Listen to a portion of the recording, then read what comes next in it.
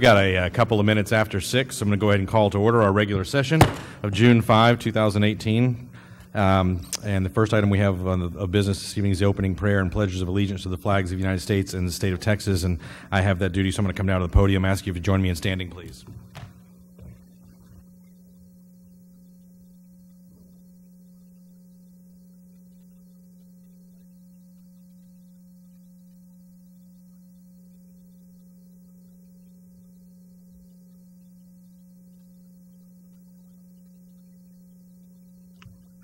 I'm going to read a prayer that was read before the United States House of Representatives yesterday, actually on Friday of last week. Loving and merciful God, we give you thanks for giving us another day. You've kept your covenant with every generation. In a world shadowed by the many infidelities and many inconsistencies of frail humanity, grant us the faith, your enduring love, and patience with us. Confirm the members of the People's House in your power as they continue to meet with their constituents this coming week. Help them to accomplish the tasks you set before them. Since you have called them to serve this great nation, grant them gifts to discern your holy will and accomplish deeds of justice and integrity today and every day of their service. May all that is done this day be for your greater honor and glory. Amen. I pledge allegiance to the flag of the United States of America and to the republic for which it stands, one nation, under God, indivisible, with liberty and justice for all. Honor the Texas flag. I pledge allegiance to thee, Texas, one state, under God, one and indivisible.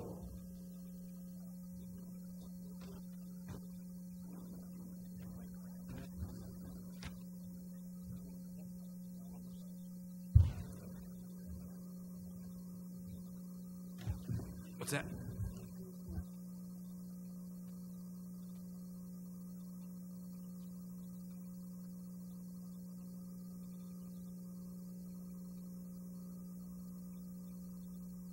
All right, the first thing that we have this evening after the pledges and the opening prayer are employee recognition. So I'm going to turn this over to staff and let Mr. James lead us.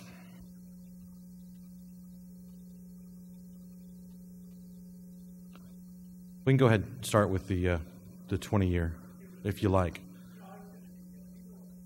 At your leisure, sir, whatever you wish. And the first two in either order are immaterial as long as we do them both. Okay.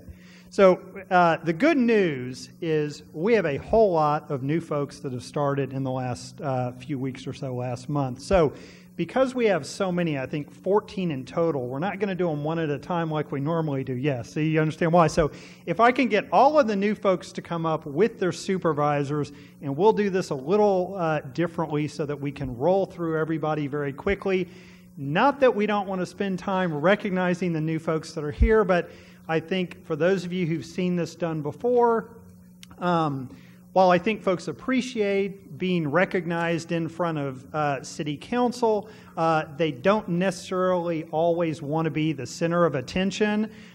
So with this, we're going to not give as much of an overview of folks as we normally do. We'll give a brief overview and we'll roll through fairly quickly so they can go sit back down and not have to do this any longer than they will. So. But if I could, because I'm filling in for Miles, who claims to be sick. Brian, are you somewhere around in the back? Is he back there? Yeah, come on up. So this will be you can stand up here by me. So I would like to introduce to council and everybody else Brian Jackson, who's our new client services technician. Most of you have seen him already because he has been helping us run council meetings, various other boards and commission meetings, and I think he's met most of staff at the city as he runs back and forth doing that. So in light of the shortened brief, I will say a couple things about him. One, his first computer was a Commodore VIC-20 back in 1981, for those of you who remember that. And then the other is he joined the U.S. Navy as well, for those who served in the Navy. So welcome, Brian Jackson, Client Services Tech for IT. All right, very good. If you don't want doubly, you can. Oh, we got to get it for picture. not the only one. I mean, I'm just saying. Mayor, members of council, I'd like to introduce Jerry Lee Zavala. She's our new animal services manager, has several years' experience in the animal services world, and in her mind, or in her description, has her own zoo with, hang on, I want to make sure I quote this correctly. She doesn't live in our city, for those watching the ordinance, 7 dogs and 3 cats of her own. She's been making some tremendous changes over at animal control, and we look forward to good things with her. Very good. Welcome.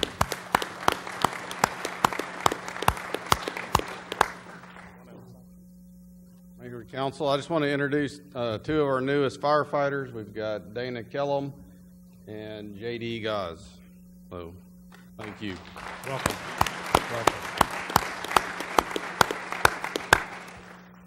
Good evening, Mayor and Council. I'd like to introduce Eduardo, Desmond. He's a street worker 1. He started with us on May 15th, and we look forward to the 4 years. We also got drainage worker 1, Joseph Robles, and he started with us also on May 15th, and again, we look for many more years. Very good. Welcome, gentlemen.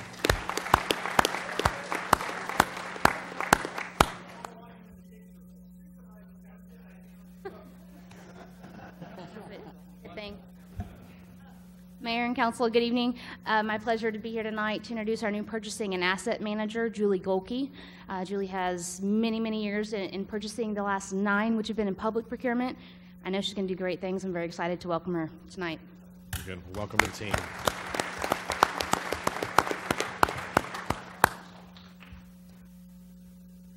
Good evening, Council.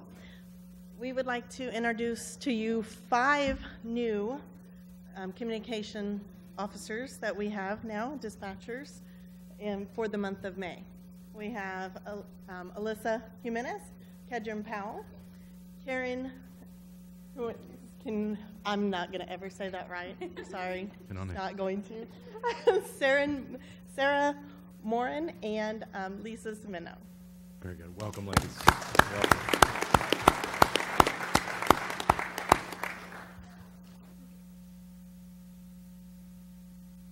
Good evening, Council Mayor. I'd like to introduce you Officer Joaquin Montes and Officer Megan Finnessy. They're the new officers on the board. Wonderful. Welcome. Thank you all for joining us.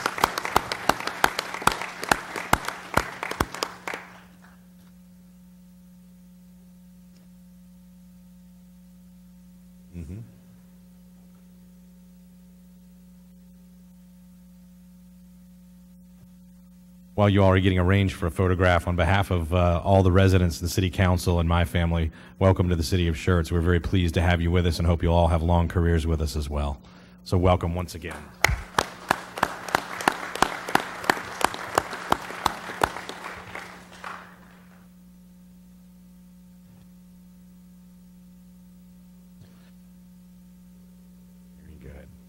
And just if I will, Council, one of the announcements you'll hear, but for folks in the audience who may not stick around, the swearing-in ceremony for the new folks with the police department is next Tuesday, a week from tonight, 4 p.m. over at the Civic Center in the Blue Bonnet Hall, and certainly everybody in the community is welcome.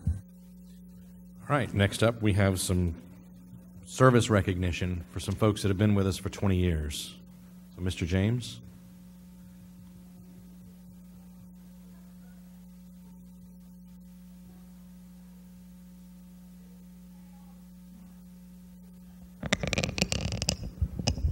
And I trust, Ms. Terletsky, you'll remind me to... Okay, I appreciate that. Okay, well, not quite at the other end of the spectrum, because we just had the brand new folks, and certainly, from what I understand, none of these folks are saying, hey, I was just waiting to get my 20-year pen in front of council, and then I'm gone. I think they'll be around, but kind of at the other end of the spectrum.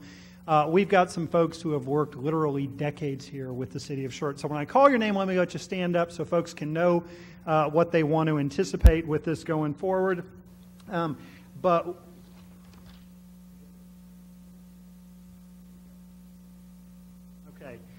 So we have Bruno Cepeda.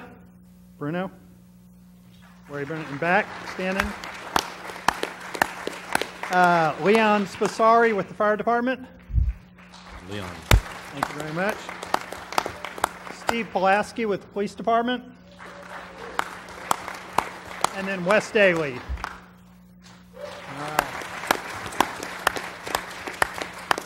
Okay, so all of them are receiving their 20-year service pin, so over 80 years of working for folks in the community, which is a pretty big deal.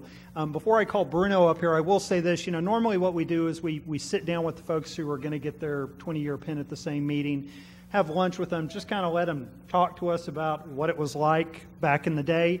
And this one was really interesting because if you think back to what was happening 20 years ago, in that place in Schertz's history, back in 1998 was one of the big floods we had. And so these were folks who started, and how would you like that? Starting a job and then dealing with that very, very much on the front end. So that did not dissuade any of them, and they have stuck around till then. So Bruno, you want to come on up and we'll talk about you first.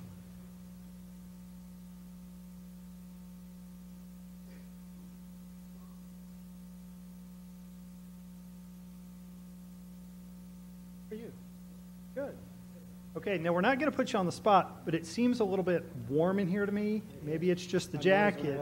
And so this is the irony. We got Bruno here, and Bruno is our facility maintenance foreman.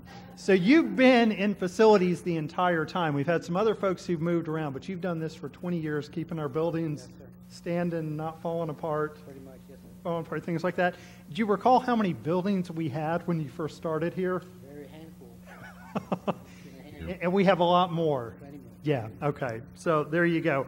I think what a lot of folks will tell you is certainly when you start here as a small community, we had all this stuff. You learn to be a jack of all trades. You don't just do facilities maintenance stuff. You do a lot of stuff to help out. And that was one thing that we sort of talked about when we had lunch is the fact that you guys get called, all of y'all got called on to do so many different things that weren't necessarily in your job description, but that sort of vague other duties as assigned, yeah. Mm-hmm. And through the days of volunteer, voluntold, and things like that. So, but you were born and raised in Seguin. You're one of 3 kids, and you mentioned your father was kind of your mentor and that he built homes in the Seguin area and kind of taught you what you know. So you're married to your wife Lisa for 24 years. Is your wife Lisa here? No, she's not here. Okay, couldn't make it.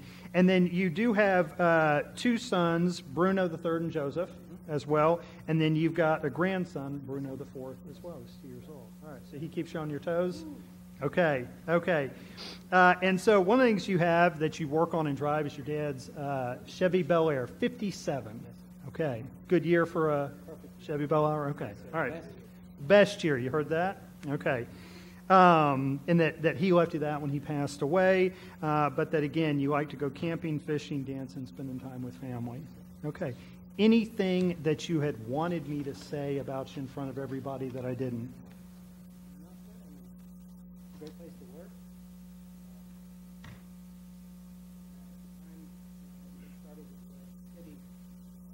You can get the mic here. Mike DeLeon hired me back in '98, and I know Mike since the 80s maybe. And I told Mike I wasn't ready to come work for the city yet. One day he finally said, just come on in, Bruno, we'll take care of you. And the rest was history, and time flew by, and here we are. Okay. It was great. Best move ever. Really? Best move ever. There you go. Well, thank you very much. I think particularly with a lot of stuff you do, it's behind the scenes. People don't even know that you're out working on it because things are up and running. So with that, for everybody, thank you very much for 20 years of service. Up we go, guys. All right. And then with that, we get the obligatory, much deserved.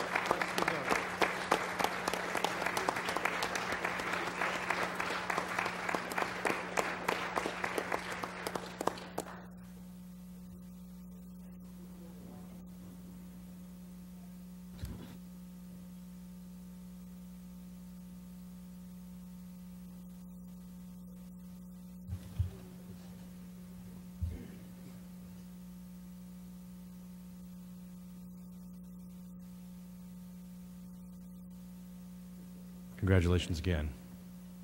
All right, so probably not the quietest person in the group is up next.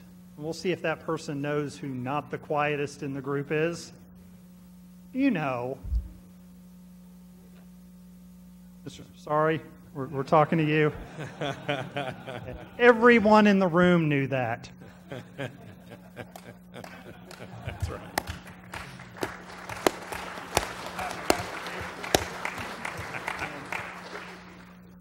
So now I will say this, and I said that jokingly, but I mean this. You know, one of the things that we have seen over the years is a lot of growth, a lot of change, and part of what I think the mantra has been, certainly in the time I've been here, but my impressions before that is, you know, we need to do better. You know, citizens of Schertz expect a lot. There's a lot to be done. We need to kind of keep moving the bar forward. And, you know, part of having that, frankly, are folks who are willing to say, you know, let me tell you kind of what I think about it. And you seem one to do that. So greatly appreciate it. And I mean that sincerely. Okay. So you started with the city part-time in June of 1996 and then became full-time in 1998. So as you pointed out, I think you've got more than 20 years. Okay. I'm just going to be real quiet now, Archie. This is how this is going to go. He says he doesn't have anything to say. Is it really? Okay, now this is all about you. You are a lieutenant firefighter paramedic, and you're responsible for the daily operations of an engine company. So literally, in all seriousness, how many folks here work with you that you're responsible for looking out after? Show of hands, maybe? Yeah. I mean, you know, and I've said this before, you know, my wife doesn't know what time I'm necessarily going to come home from council meetings. It may be late, but my wife knows I'm coming home. And your folks, unfortunately, with what y'all do in the danger, your spouses don't always know that. And so part of what your job is to keep folks safe over that 20-year period. So big deal. You were born in Montclair, New Jersey, and you graduated from high school in Alexandria, Virginia. Now, what high school was that, and what was the mascot? Well, the first half was Fort Hunt High School. And you got to use the mic. Come on, man. It's a big chance. Get the spot. Thank you. So the first half of high school was Fort Hunt High School, which was mascot was the Federal, and then they had done some consolidating, and so they closed that two other high schools to make one high school, and then that one turned into what was called West Potomac High School, and what the heck was that? Oh, a Wolverine. A Wolverine. So That's a pretty good mascot. Sure. Okay. Well, all right. Yeah. You preferred the Federalist? yes. Okay. Yeah. Okay. All right. Fair enough. All right. So there you go. A little bit there. You joined the Navy in 1986, graduated from the Hospital Corps School in Great Lakes, Illinois. You moved to Camp Pendleton, California, completing Field Medical Service School, and you served in Operation Desert Shield / Storm and Operation Restore Hope in Mogadishu, Somalia. So you have been all over, not only serving folks in Schertz, but across the country and across the world. So thank you very much for that.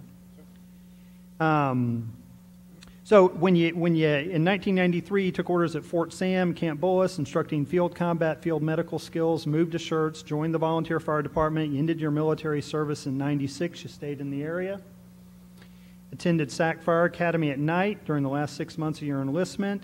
And then you re-affiliated with the Navy Reserve. Again, another Navy. Councilman Crawford, can I get... That's good. That's good. Okay.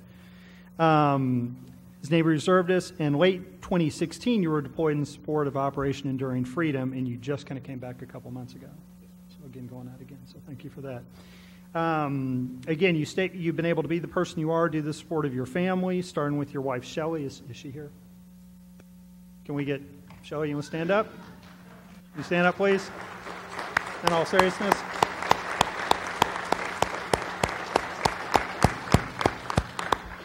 Because again, many of us here at the city, we go home at 5, we get to see all our kids playing soccer games and baseball games and things like that, and you guys working shift don't always get that opportunity. So greatly appreciated. You have 2 children, Vincent and Simone. Keep you on your game. Are they here as well? What? No, what? There are 3? Who's the third one? I've messed this whole... I don't know who did this. Edited that.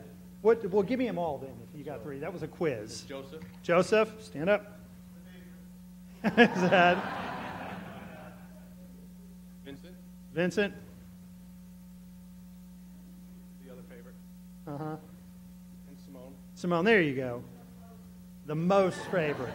So again, as with your wife, if we can get a round of applause for them.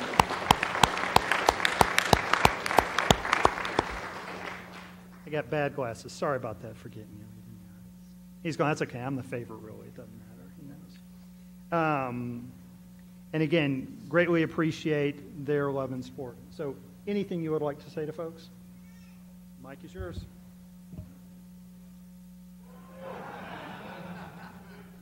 like him in an alternate universe where he's reluctant to speak. Thank you.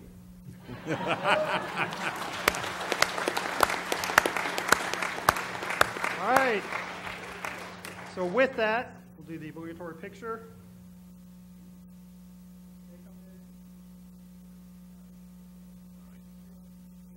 Up we go, once again.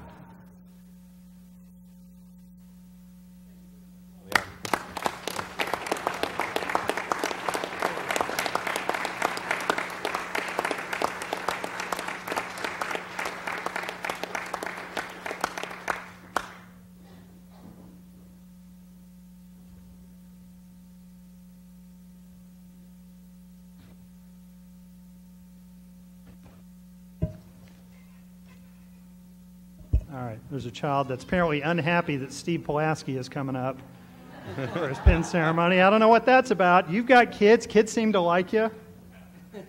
It happens to the best of us. I would agree with you. How are you? Wonderful, sir. Good. Are you going to say something? Maybe. Okay, well, we'll see how this one goes. I'll try to get everybody mentioned in the family on this one. It's so hot in here. Bruno, is there something we can do with the AC? I think it's throwing me. All right, so you're currently a lieutenant overseeing the Marshals Division with the Schertz Police Department. So you've been police, marshals, police, kind of back and forth. So again, as you will hear with many of these folks, whatever sort of asked of them, whatever change the city's going through, always willing to help out. You began here in 1995, and so people are again going, well, that's more than 20 years, but you know, it's kind of what you get. And worked until 2000, and then you left. Something prompted you to leave. You said, I'm not so sure about that. Was it some of the ones on council now that got on then, and you said, I'm off? No, they were not here. They were not. None of us were here yet. All right. Good try, though. I'm going to get us both into trouble with this one. So you left, though, for a bit, and you went to SCUC ISD. So, again, stayed serving the community doing that. But then you returned in 2003 as a warrant officer, and then in 2008 you assisted in actually creating the Marshals Division, kind of what it's become today with that. So greatly appreciated. And as I said, just moved back. So you were born in Tarrytown, New York, and you moved to San Antonio in 1978, and you graduated from James Madison High School, and there is literally in parentheses, go Mavericks. Anybody going to applaud Madison High School? All right, fair enough. My wife went to Madison High School, so a little bit of a connection there. Yeah. Okay, then attended Universal Technical Institute, where you graduated with an Associates of Applied Science degree in Automotive and Diesel Technology. You then went on to the San Antonio College Law Enforcement Academy, graduated in '94, and you worked on everything from construction equipment to your last mechanic job at Alamo Toyota before changing careers. Yes, sir. So did you think you wanted to be a mechanic and then said, nah, not what I want to do, I want to go into law enforcement, or kind of always knew you had a path to get to law enforcement? I always wanted to be a mechanic. Okay. I don't know what made me think to be a police officer. I don't know. Really? I think I hit my head one too many times. And that was it. All right, well, do the folks in Fleet know this about you? No. Okay, see, everybody does now. So literally, I expect that anytime we got a city vehicle broken down, I think we're going to just call Steve. Just get Steve to come over. Actually, Wes, who used to work down there, would hate it because I would always write up my car and I would tell him what I thought was wrong with it. Yeah, I'm sure he appreciated that. So, all right, we'll see if we can get everybody in the family this time mentioned. So, married to your wife, Susan, for 22 years. Susan here. Can we get you to stand up again? Same thing. Just real quick.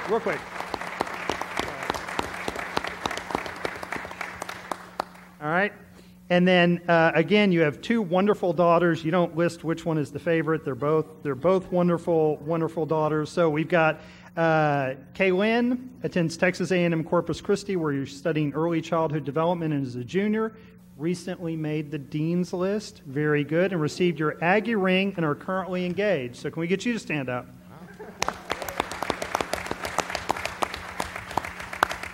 All right. And then we've got your other, it's two, right? Two, okay, good. Crystal is a junior at Steele High School. Yeah? Go Knight, something like that. Can we get that? Yeah, okay, all right. And this is the best part. You have played varsity soccer since you were a freshman. Congratulations on that. Was it a lot of hours of your dad out kicking a soccer ball with you? Yeah, yeah. He's working a lot, yeah. Congratulations on that. You finished the season as the top-ranked goalkeeper in goals against average in 27-6A, was named to 27-6A All-District Second Team in the Steel Girls Varsity Soccer Most Valuable Player. So congratulations on that. Wow. And your parents live in Schertz. They do. And your sister in Civil, so we can get the other family members who have not stood up yet to stand, please. Thank you all very much.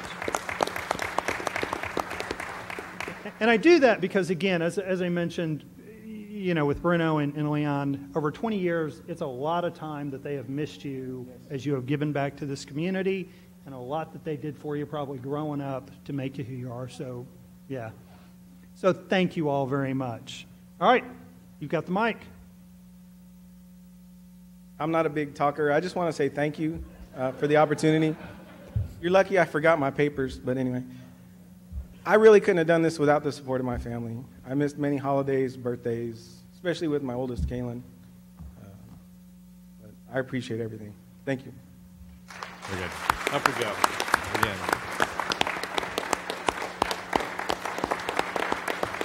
All right.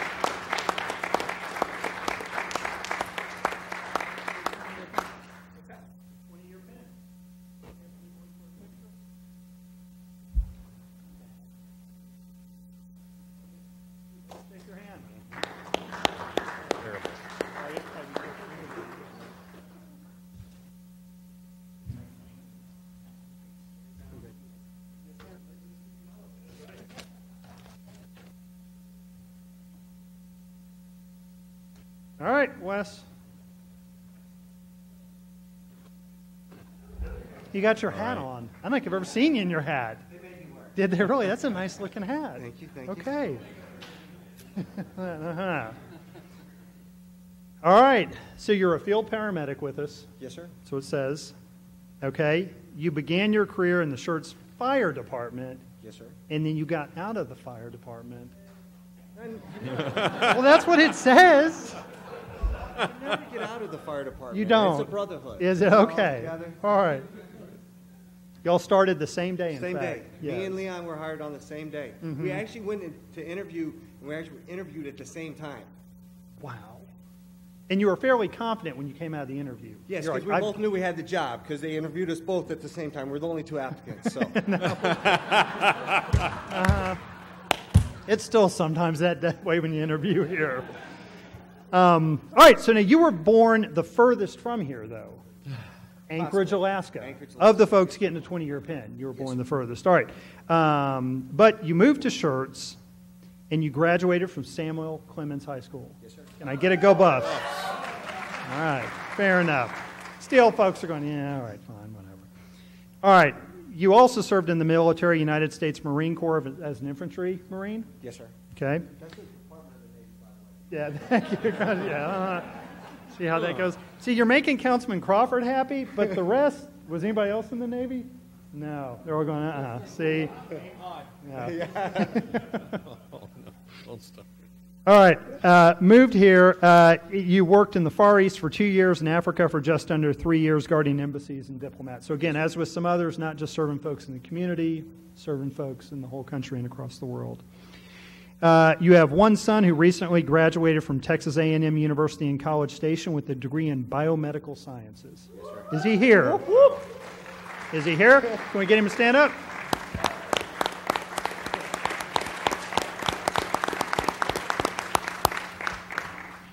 All right. Your wife and son own, Wes, his wife, and their son own a travel agency. Is your wife here? Yes, sir. Okay. Well, I don't see her name. What is Tammy? Tammy. Okay, sorry. Can Tammy stand up for us, sir? All right. You and your family live in an old house in Aviation Heights, once owned by the Cook family, who were part of the original founders and church. So you have long ties in this community, and that was something you talked a lot about. Yes, sir. Okay. You wanted to recognize your father, who is here tonight as well. He is the mayor of a town in East Texas called Grapeland. Grapeland. Okay, Grapeland, Texas. Got it wrong. Sorry, bad glasses. All right. Anything else I should have said? before your speech. All right, here's your big speech. You got the Here's my hat. big speech. There you go. Thank you, Mr. James. I appreciate it. welcome. Mayor Carpenter, City Council members. First off, congratulations to Leon and Steve Pulaski and Bruno. You know, we've been together for so long. It's just amazing. So, and wow, what such a great day.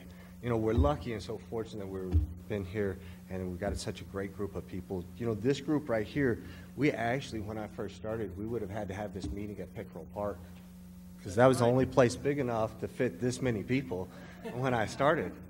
So, but it is unbelievable, and it really hasn't seemed like that long at all. We're so fortunate that we can be here. This used to be the old church, by the way. Those of you that didn't know, this was the old church. I actually came here with some of my high school friends. The confession booth used to be right back there. I was a little nervous because Mr. James might have brought it out for us to answer questions while we were here. But but I'd like to thank my wife and son, who's awesome. Their support has been amazing. Endless times of getting up early with me, making sure that I had coffee, getting dropped off for school early, just supporting me for being gone for 24 hours. So that's been amazing. I'd like to thank my family. I have really great support from my family. I have 3 very talented sisters. I have 1 brilliant brother, and all of them been by my side the whole time. They just do such amazing stuff. My mom, who has been with me and loved me even when I wasn't at my best. So that was awesome. And she's a saint, by the way. She has 18 grandchildren, 7 great-grandchildren. We've all been here together. We've all been together in the city. We've all been at city functions, by the way. So, like, sometimes we actually took over more places than probably what we should. My father, who's the mayor of a small town in East Texas called Grapeland, Texas, who taught me a lot about community service, taught me about being part of a community. I appreciate all of them. I'm very fortunate for my mother and father-in-law, who've been very patient. They've always had a great sense of humor. Have they? And they've always been flexible with my schedule, and they've always loved me like just one of their sons. I look around, I see so many amazing things. Dudley Waite, who always has faith in me, by the way. Thank you, sir. He actually taught me the power of patience and what patience is about. Jason Mabbitt, who taught me about being a great instructor. It's not really what I know. It's what I portray to other people and how we bring them along and how we make them better.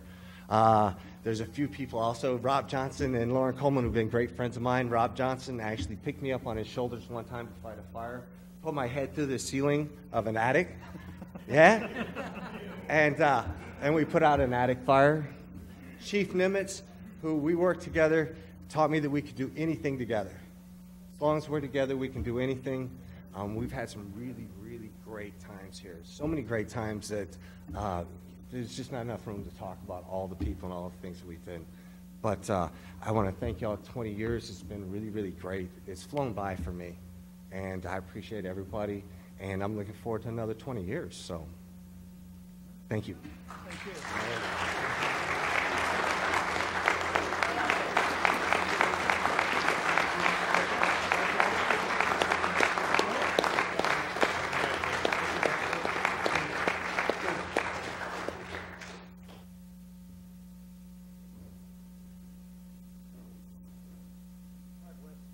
I'm so sorry. We'll move over a little bit to the official. Oh, we didn't.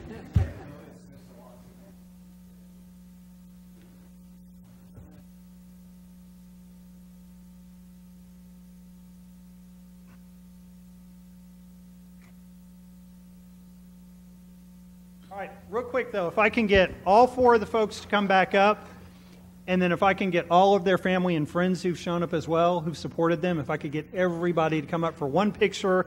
And nobody hates this, but if you could all come up, we really would recognize not only the 4, but all the folks who have supported them and given their time.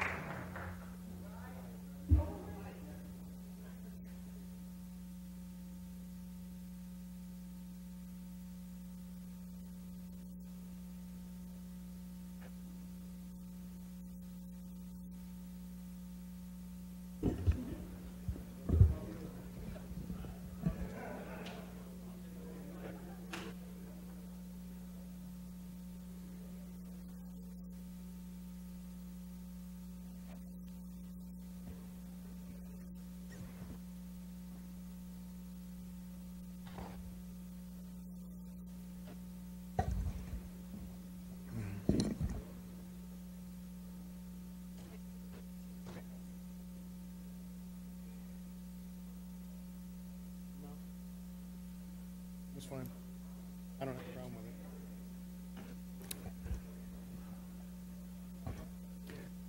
it. Okay, while everybody's saying their goodbyes, city events and announcements of upcoming city events. Mr. James? Mr. Waite can do that. Mr. Waite? Yes, sir. This Saturday, June 9th, beginning at 6 p.m., is our latest installment in the Movies in the Park. It's a float and flick at the Pickerel Park Pool. We'll be showing Moana within the pool complex. Again, the gates open at 6 p.m. for that.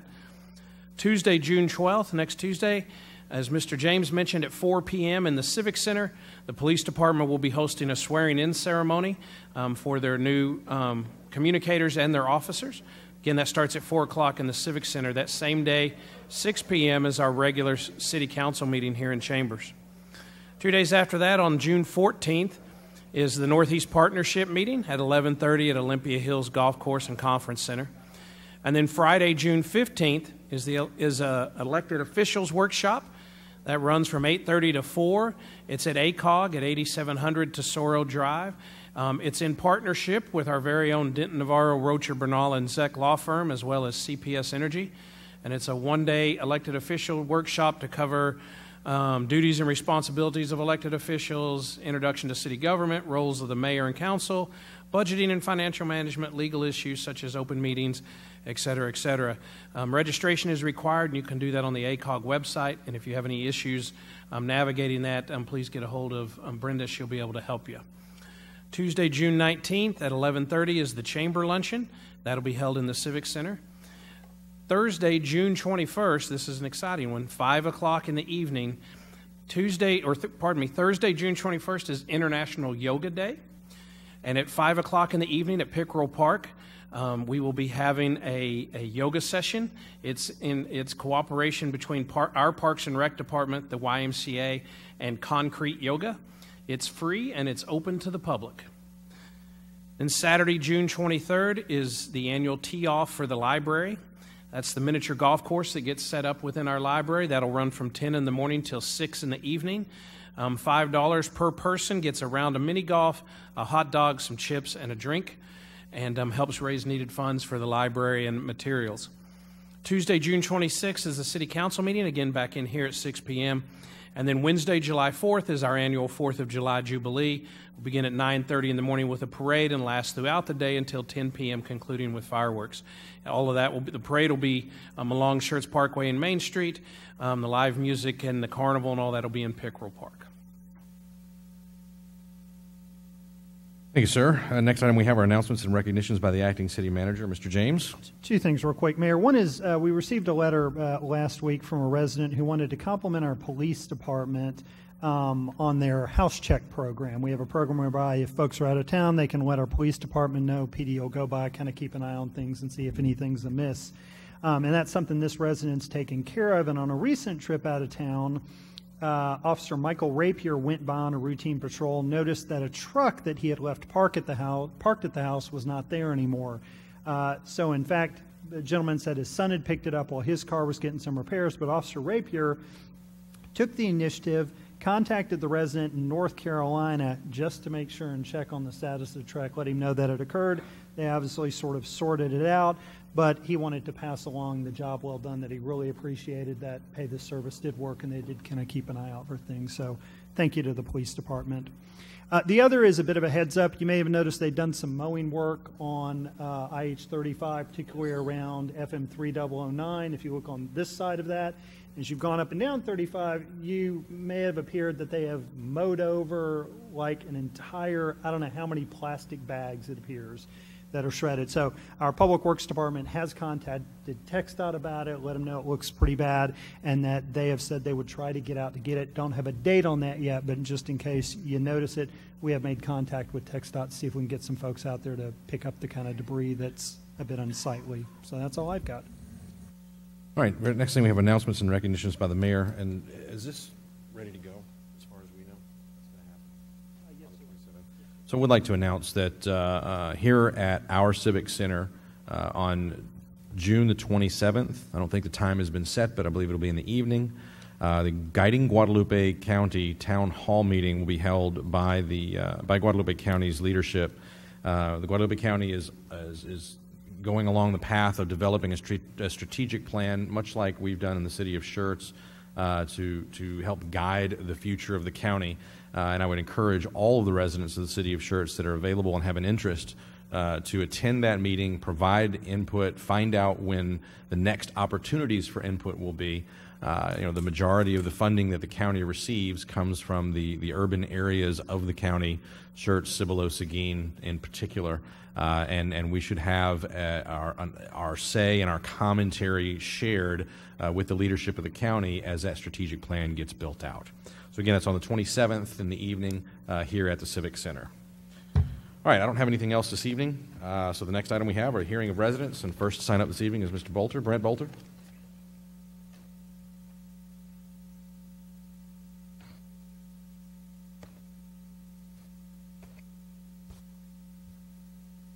Brent Bolter, 2633 Cloverbrook Lane. Mr. Mayor, Council, noticed that there was a workshop item on the agenda tonight to discuss social media in City Council. So some of you may remember months ago when I got up here and I talked about what you guys can do to get your positions out on various and sundry subjects. I don't know where it's going with social media, what the thoughts are. I'm going to hear them tonight, so that may cause me to come back and speak again. But I just wanted to say up front, if this item is intended such that you want to control council members from what they can and can't say on social media, I think that's a little problematic. When you look at San Antonio, when you look at other councils, when you look at representatives at the state level, at the federal level, various and sundry items come up, and not everybody agrees. But what does happen is those for it, those that are against it, get out there and talk and try to support their positions as to why they're for or why they're against whatever the item is. If you listen to talk radio in the morning, I've heard many San Antonio City Council members get on there and they've talked about either a vote that's going to happen or a vote that has happened and what their positions are. So I think social media is a fine way of doing that. I understand the prohibition on quorums, so you don't want to have one councilman get out there and say something and three other chime in, and then all of a sudden we're in the dreaded quorum situation. But having said that, there is nothing that says Councilman X gets out there, states his or her position on something. Some of the other council members see that on social media and go, I don't necessarily agree with that. Issue a position paper. I've been before this body and I've said this before. Put out a position paper. Here's the 10, real simple. Here's the 10 reasons why I'm for it. Here's the 10 reasons why I'm against it. And my suggestion would be create another little file folder on the city website and title it position papers and categorize it on the agenda item or whatever the case may be. And then people like me who are out on social media and active can take said position paper and hook it and go, hey, this is what Councilman X feels about this. Here you go. And then the broader audience is reached. Because I've talked to each of you at times, and we've discussed items, why you're for it, why you're against it. We've had a conversation. And then people will ask me, well, do you know why Councilman Z over here was against that or for it? And I will say, yeah, we had a conversation. We talked for 20 minutes. And then I say, here's what the position was. Well, you're trusting me to get what your position is verbally across to that individual in the way that you would want yourself. I think it's a better idea if you put it out to yourself. Now, granted, you don't want to get out on social media? Fine. But there's nothing that says, and that includes the mayor, who doesn't necessarily get to vote, but any of you can put those position papers out and get across what you want, and not necessarily go after something that's going to restrict any of you from going out on social media and expressing your views. And again, if you have counter views and you don't want to express it on social media, put a position paper out. So as you discuss this tonight, when you get to the workshop, just keep in mind that I feel that if you're trying to, in any way, shape, or form, restrict yourselves in what can be said, be very careful about taking that approach. And if you feel like you need your voice to be heard, but you don't want to do it that way, then that's what position, and people at other levels do exactly that. They themselves do it, or they have their staff put it out. So I just think there's some avenues here to do those, and then those of us can sit here and link those position papers out on social media or do what we ever want. Then I'm not saying what your words are. I'm saying here's that individual's position paper, and it'll speak for itself. So I just wanted to throw that out there because I know you guys are going to talk about this later. Thank you for your time. Thank you, sir. Next up, Maggie Teeterington. Maggie.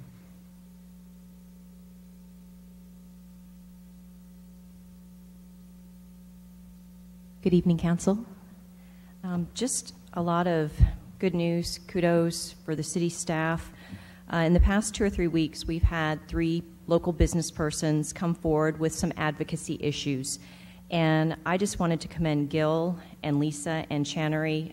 The responses were so quick, so immediate, and we got things resolved regarding signage, regarding trying to get C of Os going, regarding parking issues, finishing off. It's just, it's so rewarding and refreshing to be able to have the communication that I know Mr. James has been working on, the staff has been working on together, that when members, or even just local businesses, because it's not always members, they come forward or they come to the chamber and they're saying, you know, I really want to do this, or I want to build this, or we want to expand, and we've just heard, and that we're able to sit down, find out what the situation is, and then actually call the appropriate people, get a message, get a meeting, and get it rectified. I think a lot of times, and not just our city, but cities in general get a really bad rap, and I think what it is they don't communicate to the correct persons. And because of the relationships that we've been able to build, we had 3 businesses in 3 weeks get their problems solved, get their temporary C of Os, get their parking issues done, get resolutions on sign questions. So I just wanted to make sure that I recognize that. Thank you, Mr. James and Council, for allowing those kind of communications to happen, because it really does help the businesses spread the word that, yes, Schertz is a great place to build and do business in. Also wanted to thank Mayor Pro Tem Scagliola and Councilman Gutierrez, and also Mr. James, for coming out to Brighter Futures. They did a renovation, and so now both their buildings, the one they have in Cibolo and the one that they started in Schertz, look kind of the same with the painting and everything. But Rhonda and her husband Rodney, they are going to celebrate 10 years of doing business in Schertz, and they are just so thrilled, and it was just so great to have the support of council and of city come forward. So just thank you very much. Very good, thank you. Next up is Grumpy Zeus. Mr. Zeus.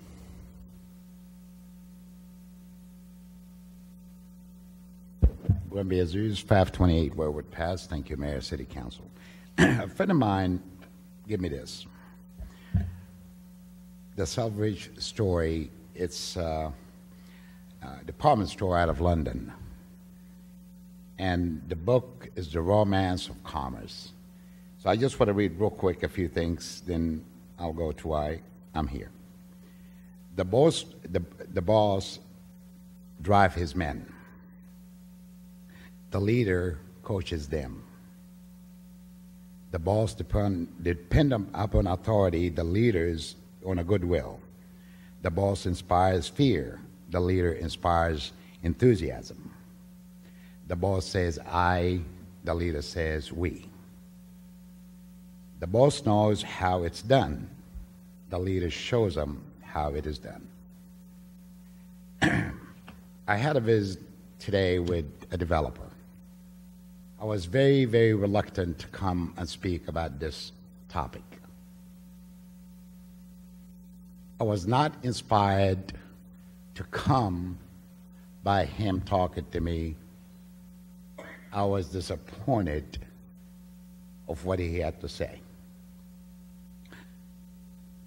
When committees appoint members, they have to be very careful to look at those members because they become sort of a decision makers for our city.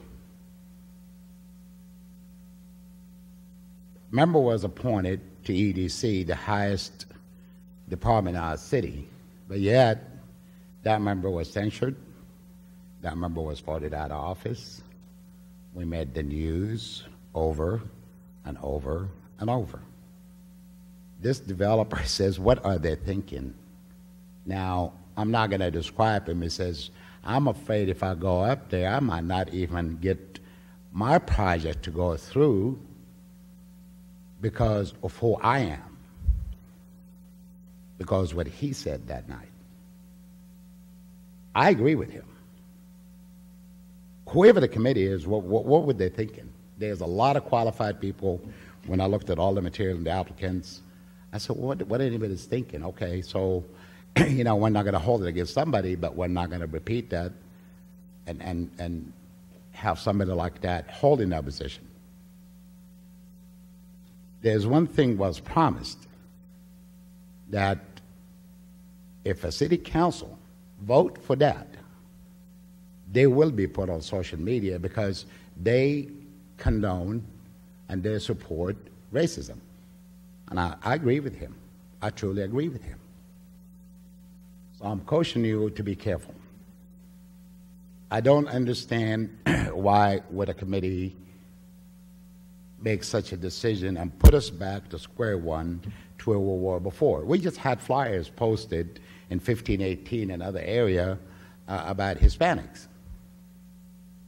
The majority of the state is Hispanics. The other majority is black and white. What made America is all cultures and colors and nationalities. That's what made America. And I'm proud to be an American. I'm proud to support, I don't care what color you are, sir or ma'am. I don't care what ethnic group you belong to. I treat you like a human being. That the committee, I'm very disappointed for making that appointment. I did not want to come and speak of this. So it's your decision. Let's not make a bad one. Today is a lot of qualified people. You got to remember. Thank you. Thank you. All right, next item we have on the agenda this evening, we have our consent agenda items. First one is item number 1, minutes. Approval of the minutes of the regular meeting of May 22nd, 2018. The minutes of the special joint workshop meeting with CVLGC, City of Cibolo, and City of Schertz of May 24th, 2018. And the special council on the Go Town Hall meeting of May 29, 2018. Item number 2, cancellation of the July 3rd, 2018 City Council meeting. That's consideration and or action approving the cancellation of that meeting for the July 4th festivities. Item number 3, ordinance 18D17. An ordinance by the City Council of the City of Schertz, Texas, providing that the Code of Ordinances of the City of Schertz be amended by revising Chapter 86, Article 5, Section 86-149, parking prohibited, and providing an effective date. Item number 4, Ordinance 18D18, an ordinance by the City Council of the City of Schertz, Texas, providing that the Code of Ordinances of the City of Schertz, Texas, be amended by revising Chapter 86, Section 86-115, maximum limits generally on specific streets, adding the maximum speed limits of IH-35 and IH-10 frontage roads to the limits and providing an effective date. Item number 5, Resolution 18R62, a resolution by the City Council of the City of Schertz, Texas, authorizing the nomination of Alan Cockrell, Executive Director of Cibolo Valley Local Government Corporation, or CVLGC, to the vacant municipal representative position on the South Central Texas Regional Water Planning Group, Region L. Council, any of those that need to be removed or any other items that need to be added to the items on consent? Mr. Mayor, I'd like to make a motion that we approve the items on consent as presented. Second. I have a motion from Mr. Edwards, a second from Dr. Kaiser. Any other comments or questions from council? Here now, I'll call for a vote. Aye. Aye. Aye. Aye. Aye. Aye. Aye. I have 7 ayes, no nays. The motion carries. Next item in discussion and action items, item number 6, Resolution 18R64, consideration, well, let me read the caption actually. Consideration and approval of a resolution relating to the establishing of the city's intention to reimburse itself for the prior lawful expenditure of funds relating to constructing various city improvements from the proceeds of tax-exempt obligations to be issued by the city for authorized purposes, authorizing other matters incident and related thereto, and providing an effective date. Evening, sir. Good evening. Walters. This item is in conjunction with the items that we talked about the past few council meetings with the upcoming bond sale. and 2 items we felt needed to go before we actually got the money and get repaired and the money spent at the Pickerel Park pool and at the Recreation Center restroom facilities. So this is an official document crafted with a language that the bond council recommends. So we actually came back to get their actual specific language for the IRS jotted down and brought before council. Very good. Council, any questions on this one? If not, is there a motion to approve Resolution 18R64? So moved, Mr. Mayor. Second. Got a motion from Mr. Edwards, a second from Mr. Gutierrez. Any other comments or questions from council? Hearing none, I'll call for a vote. Aye. Aye. Aye. Aye. Aye. Aye. Aye. 7 ayes, no nays. The motion carries. Thank you, Mr. Walters. Next item is item number 7, appointments, reappointments, and resignations to the various city boards, committees, commissions, and committees. And our city secretary, Mrs. Brenda Dennis, will come forward and share with us the recommendations of the interview committee and inform us of the resignations and recommended reappointments and appointments to the boards, committees, and commissions. Good evening, Mayor, Council, and management staff and citizens. The interview committee met on May 31st to conduct interviews and consider reappointments and resignations to the various boards, commissions, and committees whose terms expired May 31st of 2018. The interview committee requests the council approve the resignations of Mr. Danny Sell from the Board of Adjustments, Ms. Mary Katie Chain from the Economic Development Corporation, Mr. Gary Howe from the Economic Development Corporation, Ms. Victoria Renauer from the Economic Development Corporation, Ms. Bobby Boyce from the Library Advisory Board, Mr. Ronald Washington from the Parks and Recreation Advisory Board, and Mr. Philip Rowland from the Transportation Safety Advisory Commission. The members also looked over the reappointments, and I will read these, and I'll try to read them as fast as I can, but those that are present, if you want to, they can stand to be recognized. But the committee recommends for the Board of Adjustments the reappointment of Mr. Richard Jevitz, Earl Hartzog, and David Reynolds, and also appoint a new member as an alternate, Mr. Ricky Haynes. The Building and Standards Commission, the interview committee, recommends the appointment of Mr. Bruce Johnson and Ms. Patricia Cullum as regular members, and I believe Patricia's here this evening. The committee advisory board, they recommend the reappointment of Sue Boysenette, Earl Hartzog, Glenn Outlaw, and Faye Simmons. Regarding the Economic Development Corporation, the interview committee recommends the reappointment of Paul Macalusa and the appointment of 3 new regular members as regular members, Sammy Morrell, Jesse Hamilton, and Robin Thompson. For the Historical Preservation Committee, the interview committee recommends the reappointment of Dean Wirtz, Debbie Krause, Susan Boysenette, Lou Folkob, Judith Folkob, Dean Mitlick, Elizabeth Strong, and a new regular member, Letitia Silver. The Library Board, the board recommends the reappointment of Joanne Ward, Neota Brady, Carol Sear, Sandy Kaiser, Chanel Burke, Don Figueres, and the new appointment as an alternate member to the Library Board, Letitia Silver. For the Parks and Recreation Advisory Board, the board recommends the reappointment of Mr. Johnny McDowell, Mr. Bill Bosch, John Sullivan, Robert Sheridan, Sally Macias, and recommends the appointment as a regular member of Kimberly Smith. We're moving her up from an alternate to a regular member. The Planning and Zoning Commission, they recommend the reappointments of Ernest Evans, Ken Greenwald, Michael Dalla, and Glenn Outlaw. For the Transportation Safety Advisory Commission, the committee recommends the reappointment of John Carew, Roy Ragsdale, Glenn Outlaw, and Paul Rison. There's still a few vacancies left. Ability and Standards, that's the new committee, as you're aware of. We have 3 regular members and 2 alternate positions still available. On the Parks and Rec, we have 1 alternate position available. The Transportation Safety Advisory Commission, we also have 1 alternate. The interview committee recommends to council the approval of what has been read. And if you have any questions, please let me know. Very good. Thank you, ma'am. Is there a motion to approve the resignation, reappointments, and appointments as recommended by the interview committee? So moved. Mayor, Could we have a discussion first? Kaiser, absolutely. I had concerns about one person, the appointment of Robin Thompson to the EDC board. I served on that board for about 7 years, and it is a critical board. It brings economic development to the city. Companies look to the city, they look to the board for, a lot of direction, and then it comes to us. I don't agree with having somebody on any board that has, to me, shown a record of what I would say reckless behavior and poor judgment, starting with the racially charged post, using the N-word, up here on the dais, for which he was censured.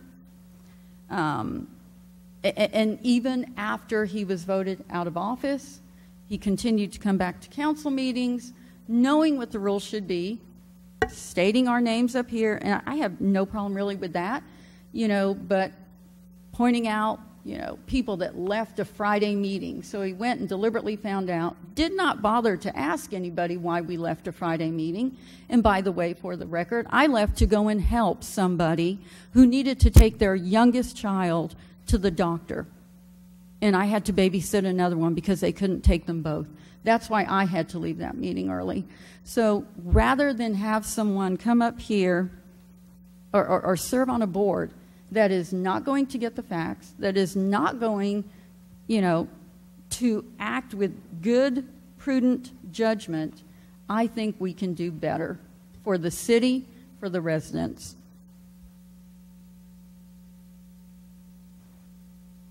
Mr. Evans.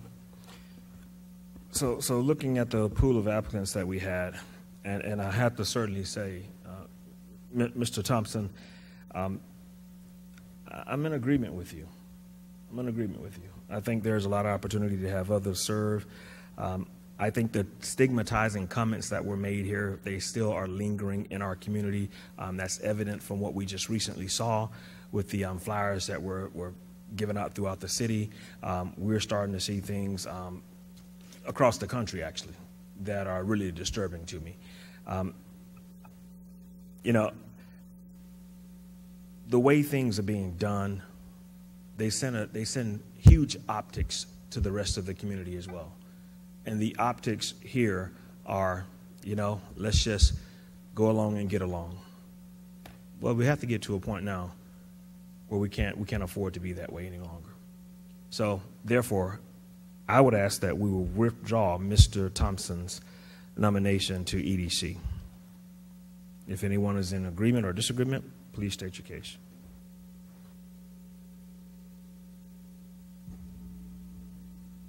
And by the way, I had this very conversation in the interview committee. I asked the whole committee if we had, and anyone up here that was in that room will tell you, I asked if we had actually gotten past this stigmatizing comment and some of the things that we were seeing still in our community before we made that appointment. I didn't get any commentary at that time. However, I still asked that question. Anyone else? I have a motion on the table to approve the appointments as read. Second. I have a second. Other comments, commentary from council? Hearing none, I'll call for a vote. Aye. Nay. Nay. Nay. Nay. Aye. All right, I have 3 ayes and 4 nays. Motion does not carry. Mr. Mayor, I'd like to make a motion. Mr. Edwards. Mr. Mayor, I'd like to make a motion that we approve item number 7 with the exemption of Mr. Thompson. Second. I have a motion from Mr. Edwards, a second from Dr. Kaiser. Comments, questions from council? Mr. Larson? May I get some more information on how the interview committee works? Do they cast a vote? Is it a recorded vote?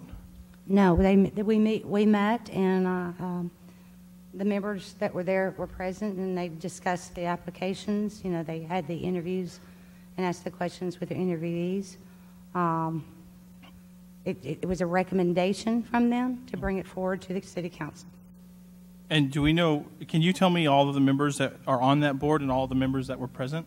The members that were present that evening were Mayor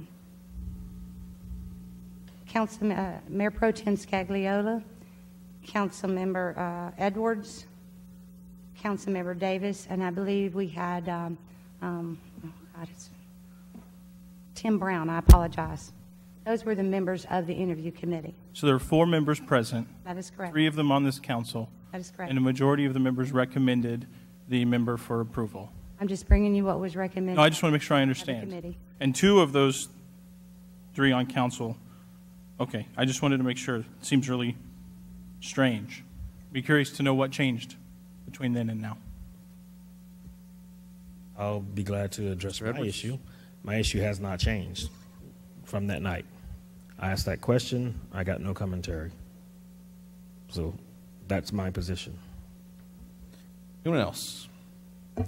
Dr. Scagliola? I was there, and I recall Councilmember Edwards asking the question. I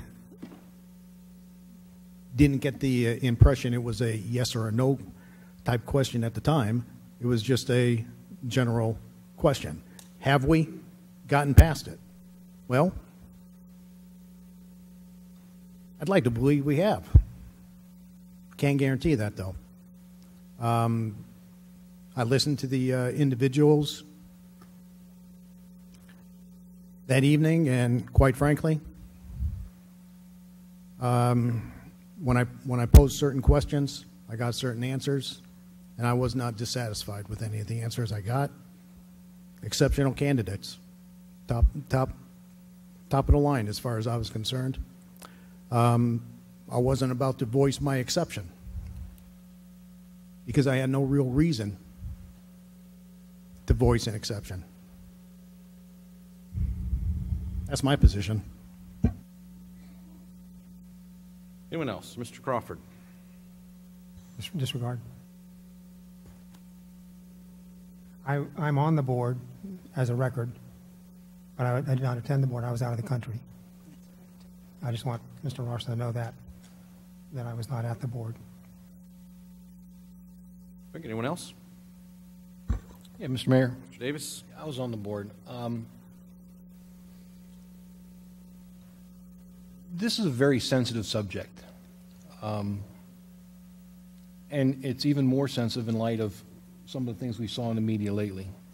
I sat on the interview committee, and all the people that met the committee were very good people that want to help our community.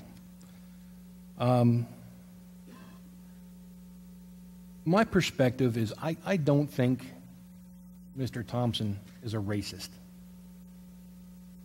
I think he made a very poor decision. But a lot of people make bad decisions, day in and day out. That doesn't make them bad people. That doesn't make them racists. Is it too soon? Well, for some people it is. For some people it's not. But I believe that Mr. Thompson has made an effort to address the issue. I think there are some times where we have to move on. And if we're wrong, then we have the opportunity to say we're wrong later and remove them and adjust the boards with any board or commission in the future. I don't think that'll be the case. I thought he gave an excellent presentation that night. He certainly has no problems, at least that I'm aware of, being on our Chamber of Commerce. Our Chamber of Commerce has a good reputation in the community and in the area. So again, I honestly 100% don't support the post that was made that we talked about in the past. To be honest with you, I was kind of dumbfounded when I heard his apology and commentary that night. I was one of the members of the council that was pushing really hard for taking the maximum action that we could take in accordance with our city charter back at that time. So I don't think I'm one of the people here that's just saying, well, let's just forget about it. Because like I said, I pushed for the the hardest possible stance that we could take, allowable by our charter. But again, at the end of the day, people make mistakes. I'm not perfect. Try my best, but I'm not a perfect person. But at some time, I think we just need to move on and let's get on with the business of the city. Anyone else? Just one more comment. Mr. Gutierrez. You know, we do have to move on. This has been the past. It's time to move forward. I just think that some of our council members are making decisions based on emotions, opinions, and personal feelings, and not looking at what is in the best interest of this city. Mr. Thompson has served the chamber, is currently serving the chamber, and we have seen prosperity continue. I think it is time to move forward and put this issue behind us. It serves no purpose to bring it over and over and over again. It just upsets people regardless. And that's all. That's my take. Anyone else? I would like, Mr. Edwards? I would say, please don't tell me what my emotional state is. I'm quite clear of all my faculties. However, I do believe that this is probably too soon. I think that the way it was done, it was probably not malicious. I think he made a mistake as well. But I do believe that what we're seeing is a snowball effect of all the different things that have happened in this community in the last few months. I think that we need to move on, of course.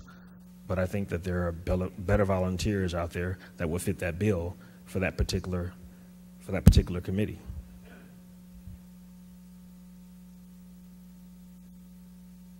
Anyone else? I have a motion and a second. There's nothing else from council. Mayor, can I have the motion restated? I'm sorry. Yeah, the motion was to go forward with the resignations, reappointments, and appointments as read, with the exception of Mr. Thompson and the Economic Development Corporation. Thank you. Anything else from council?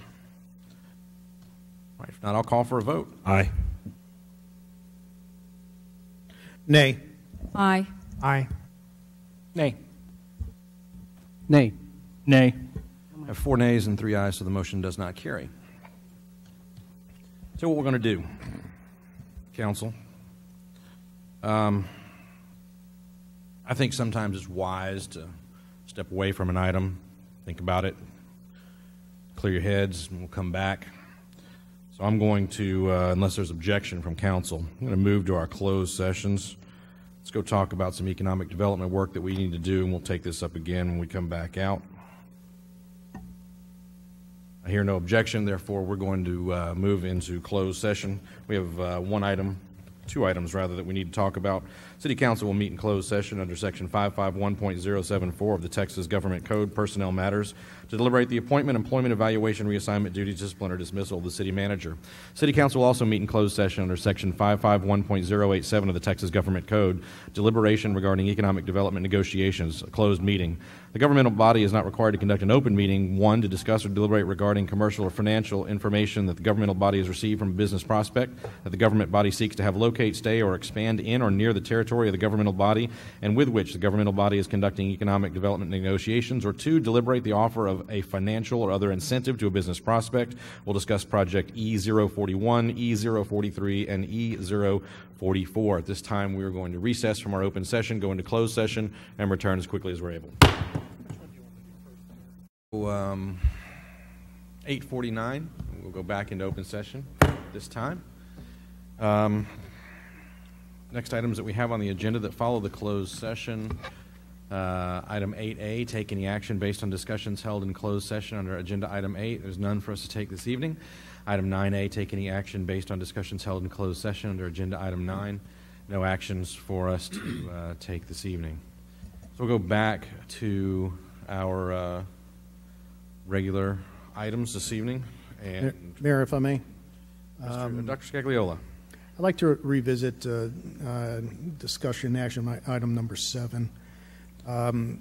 We actually appointed and reappointed a number of individuals to these boards and commissions the other day, and I don't want to leave it in limbo because of one board or commission.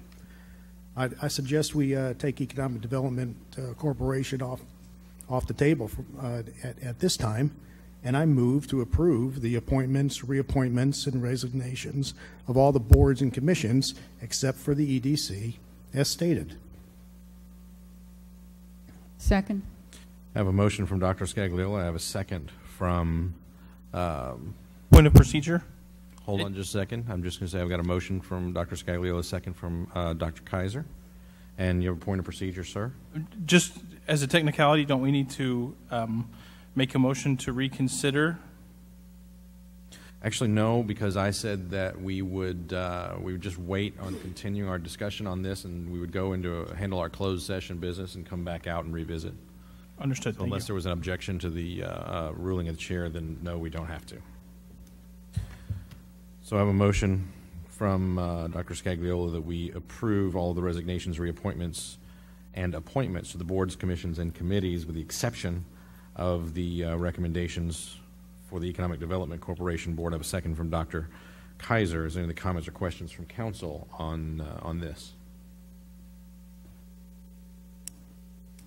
Not, I'll call for a vote. Aye. Aye. Aye. Aye. Aye.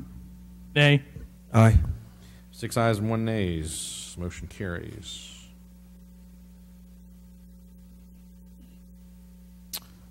Next up, we have a roll call vote confirmation on the first 7 items, inclusive of the items on consent. Mrs. Dennis?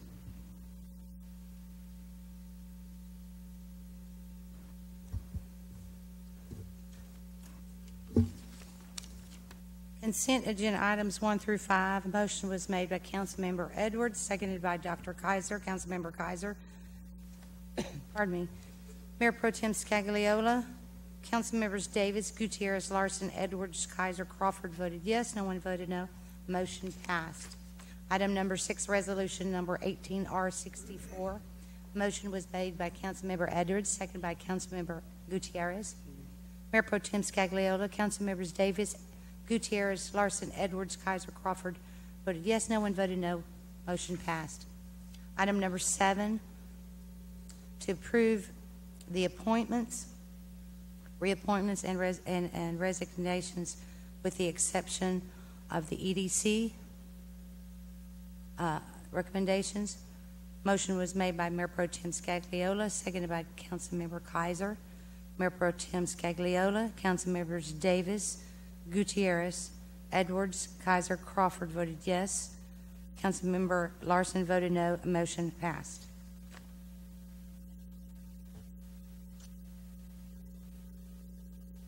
All right, thank you, ma'am. Next item that we have on the agenda this evening, we have a workshop, discussion and possible action regarding the Live Oak Hills property. Mr. James is going to lead us in a discussion therein.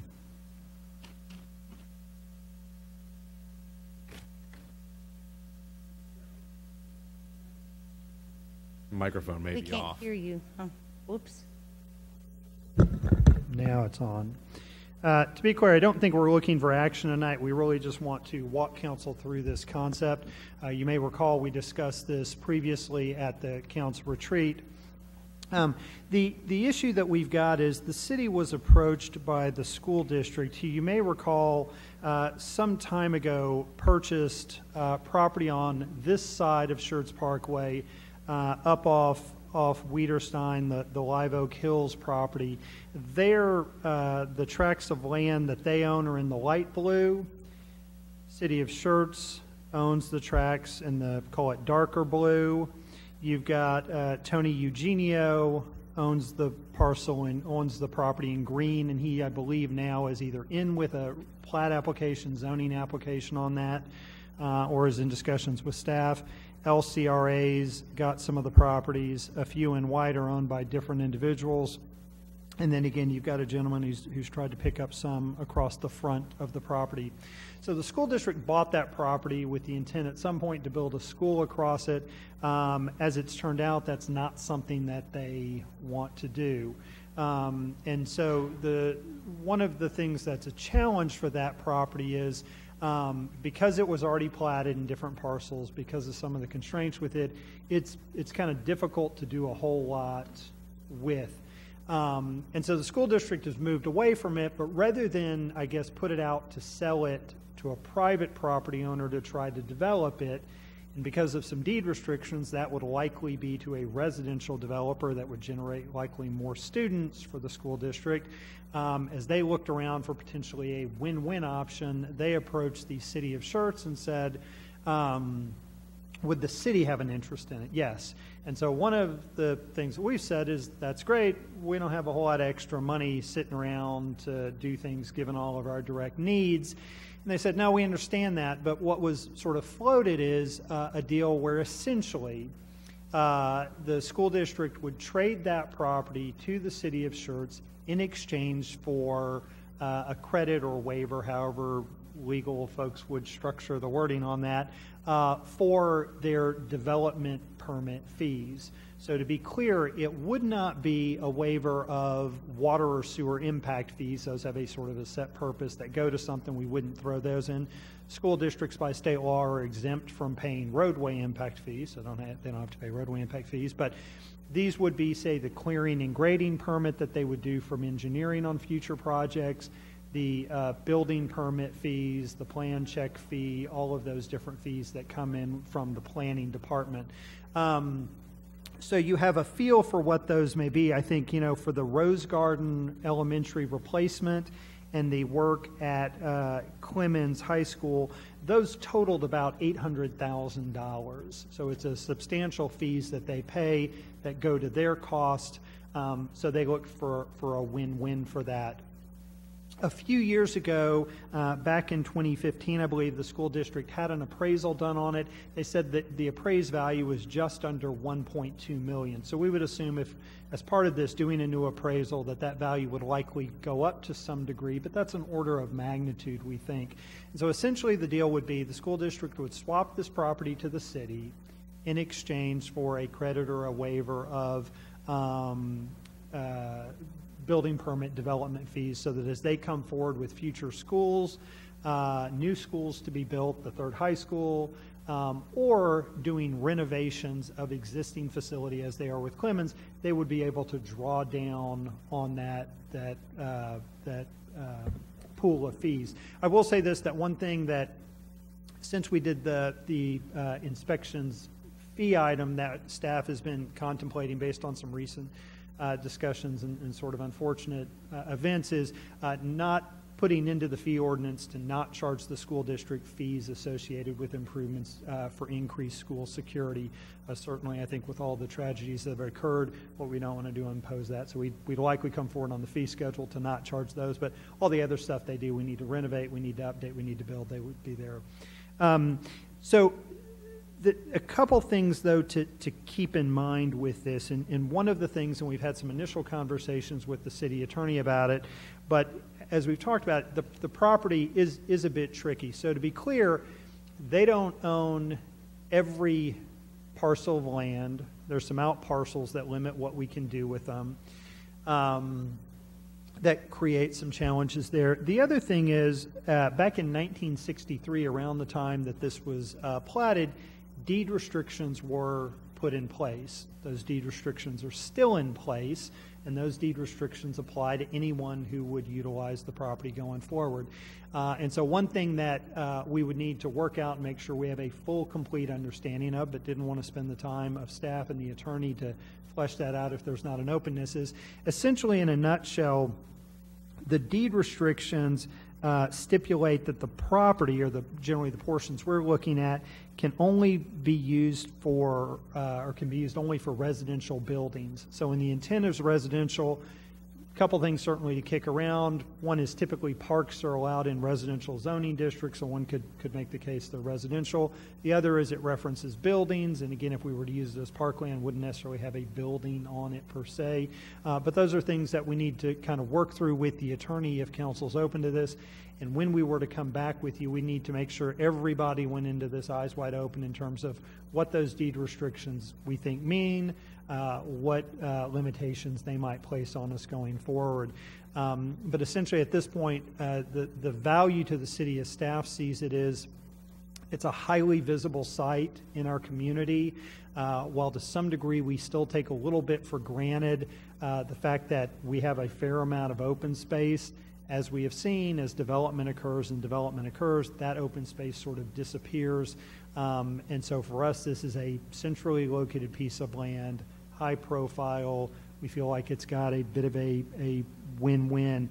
You know, again, in terms of the contiguous parts, you're probably 18 acres. When you kind of factor in the right-of-way and some of the other stuff, you get up around closer to 30 acres. So we'll certainly come back with some definitive acreages going forward. If there's a willingness to do it, we'll work with the district to get a better feeling as to what the appraised value of the property we'd be given as a credit for would be exactly, as the devil's in the detail. And then we'd want to make sure to spend some time working with the city attorney to lay out very, very clearly what the restrictions might be. But before we did all of those things, we wanted to come back to council on a work session item to say, is there interest in this sort of a concept? And if so, we'll put in the time and energy and effort to do that, understanding that once we come back with those details, feeling is now either because of the deed restrictions or the cost or the trade-off or opportunity cost, we may not want to do it, but wanted to get an initial nod. Okay, Mr. Larson? I guess I think it'd be a great opportunity to get a prime piece of land for Schertz, but some of the considerations I'd like to see is the factored into those, and you may have, I'm sure you've already thought of these, but I'd like to know where y'all are going with it. In terms of those permit credits, I mean, that wouldn't be 100% till executed. It'd be a percentage off until executed. I guess my concern is I've seen the plans that are supplied with schools and the man hours up front that are required to kind of go through some of those plans. And I'd like to see where the school, maybe they get 75% off until exhausted, because I don't know, carrying the upfront cost of managing does that make sense? Managing the permit applications is one concern. And the second concern is carrying the cost of maintenance and development of parkland. I'd like those to be considered in the process. Yes, sir. All right. Mr. Edwards? You know, I think this is a great opportunity. We have a linear park right here, just starting up ahead of this, up on right alongside Forest Ridge here. Mm-hmm. So that's something that could possibly connect to this eventually. Let me ask a question here, though. You see where Tony Schiebel owns these purple lots here, the little lavender lots? What's the likelihood of Tony being able to come in and let's say right where the cursor is, if you just went up to those little four right here, those four right on the corner. Now, number one, these streets are not really there. I mean, they're little dirt paths, right? If even that. If even that, they're trails. So this was done way back when. My question about this is, what about Tony Schiebel coming in and saying, with these particular 4 units, or these 4 lots, I like to make them one big lot. He can replat that. He has the ability to go through the replat process. So certainly, as Mr. Genio has kind of kicked around, there's that ability to do that. And so, yeah, those property owners, again, the issue that some of them have, not all the property, are the deed restrictions for commercial versus residential. Okay, and the opportunity to change those deed restrictions. It's a significant challenge to change the deed restrictions unless you can get essentially unanimity of the ownership to do that under current state law. You can't do that. Some of you may recall a run that was made at the state legislature to try to adjust that. And so certainly we're probably not the only ones dealing with that. Maybe if enough kind of folks get together and make a push, it may happen. But until it happens, it's not happened. I think it'll make great parkland for us. But I think that, don't we have a flood issue here as well? Don't we have some drainage issues, I should say? There's probably some drainage things to deal with. There's not really any kind of creek or draw that runs through the bulk of the area, as it will. You've got a drainage. I think this may be a drainage coming through here a bit, so there's probably some drainage that needs to be dealt with. I think from staff's perspective, this is probably not a real highly developed park. Again, I think part of the sell is we keep some stuff in a natural state. As you said, it links up with the parkland over here. But But again, that's the kind of stuff I don't know that, we can get Ms. Shrum out there to walk that in this heat the next couple of days if we get positive. No, don't do that. I do have one last question. But no, I mean that in all seriousness. We'll get out and look at it. We'll send her out with Jared to drive around and take a look and make sure that we understand what the limitations and constraints are to make sure we're not missing something. I'm quite sure we can use one of the drones to maybe go up and take a look around. So just rest assured you won't be out there alone, I hope. Last question. If I'm looking at what the school district has control over, what amount of acreage does this represent? Just total acreage, you think? So it's a bit, when you add it all up in the right-of-way that's in between, you start getting closer to 30 acres, if you will. But again, it's a bit piecemeal in terms of which properties you need to maintain street access to and things like that. So that's something that we need to spend some time going through to go, how much of a contiguous usable piece is that and what's the actual acreage? Because any figure I would toss out to you would probably be misleading because we couldn't get the full use out of all of it, particularly where we've got, some parcels like that or a parcel like that or a parcel like that, as opposed to this stuff that's all up in here. And has anyone been in connection or in contact with LCRA about those particular lots? So Ms. Shrum has been in contact with LCRA. So we, as you recall, we are currently working with LCRA using our grant money to construct a trail through there. We've been having conversations about what approvals and authorizations would need to occur to put that trail through there. And again, certainly we've tried to explore all options, including would LCRA actually be willing to dedicate the land or sell the land to the city fairly cheaply, maintain their easement through there so the city owns it. We can then put in our trail. We technically own it, mow it, but they have the easement for their overhead line. So we're exploring a number of different options on that if she's looking, she's not even looking up, to try to figure out how we do that. I say press forward. That's just my thoughts.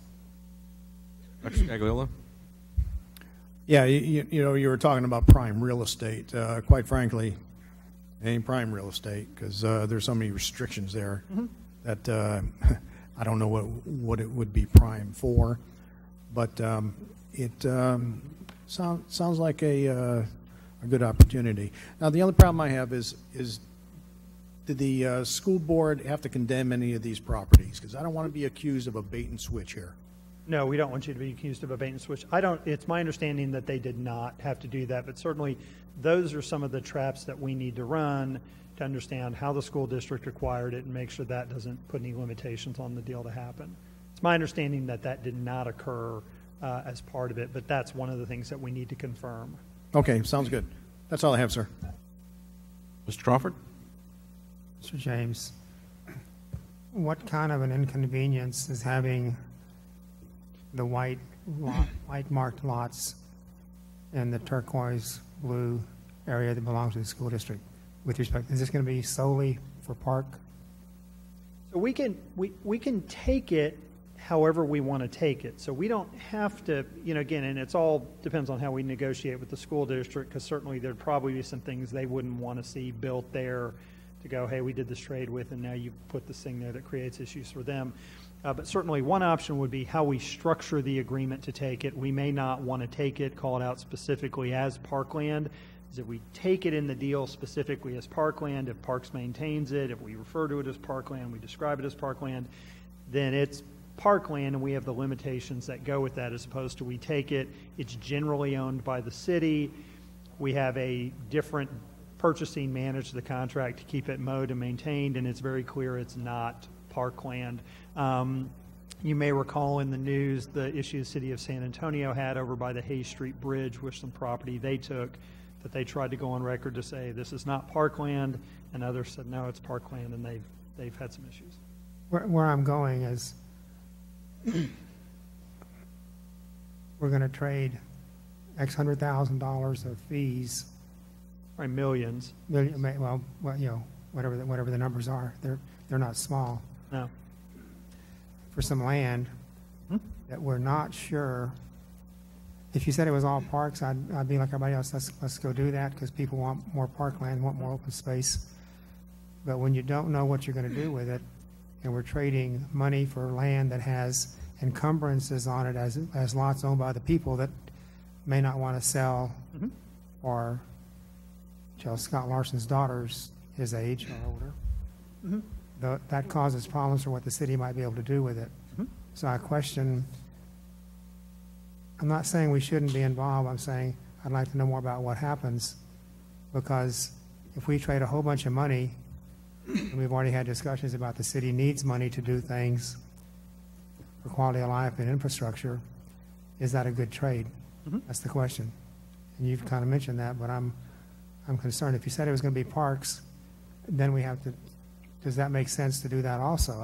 I'm not as qualified as some of the staff would probably be, but I hate to buy property, I hate to trade money for property that might be encumbered in a way that doesn't help us for a long time. Just as a comment. Yes, sir. And thank you. Understood. Anyone else? So I think that we have a unique opportunity here to be good neighbors and with our friends at the school district. We have a unique opportunity to acquire some land that, while it has some unique issues, is probably not readily developable. At a minimum, we probably then can control the density in the area. We can control, as the owners of the land, when and if it ever gets developed. And we can help out the school district at the same time. I think that future councils and electeds will have an opportunity to decide what we might do with this land down the road. No new land is being manufactured when we have an opportunity.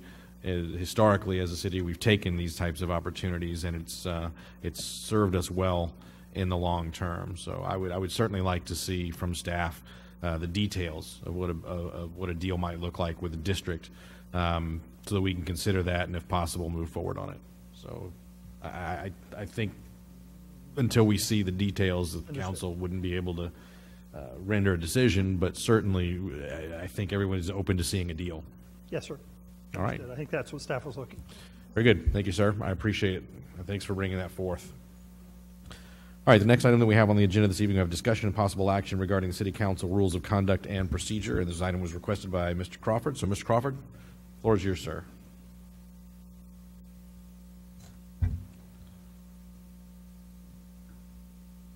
2 weeks ago, we had a discussion about when Mr. Scagliola asked to put social media on the agenda, and there was an objection to that. And I read Article 6 out of the Rules of Conduct, and there's no mention in there of any kind of an objection process or any reason why a council member or the mayor or the city manager, acting city manager, can't put something on the agenda. So if that needs to be clarified, I'd like to know what kind of clarification someone might like. But to me, the way I read Article 6 is if any of the people that I mentioned want to have something placed on the agenda, it should be placed on the agenda and be discussed at the next meeting. That's the way I read it. If y'all don't agree with that, then we need to talk about it. That was my concern. Right. Dr. Scagliola? Yeah, fully support Councilmember Crawford's assessment. I read Section 6, and it says certain individuals can put something on the agenda, and only they can have it removed. It talks about a council member recommending something be put on the agenda, and there is no by exception clause in there. Now, the way we used to do it in the past, as I recall, long time ago, was somebody would ask for something to be put on the agenda, and generally all it required was an affirmative or a consent, and that would make it so. But quite frankly, even that, according to Section 6, is not required. Any council member may ask for something to be put on the agenda. And those are the rules. That's my interpretation of it. Mr. Edwards. So is there So is there a reason, because I think the last time this was brought up, we had an actual objection by a council member about something that was supposed to go on the agenda, and that's when this was asked to be put on the agenda again, correct? Okay, so let's just get some clarification, because I don't see anywhere in here where the objection can be made, Mr. Mayor. If you could show me that. Anyone else?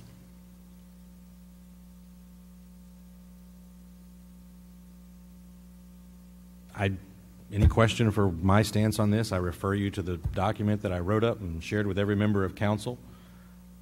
Review that, and if you guys want to make changes that undo the current advice of the chair, that's up to the council. Well, this is the document that we're supposed to be honoring, right? Article 6 of the current rules and procedures.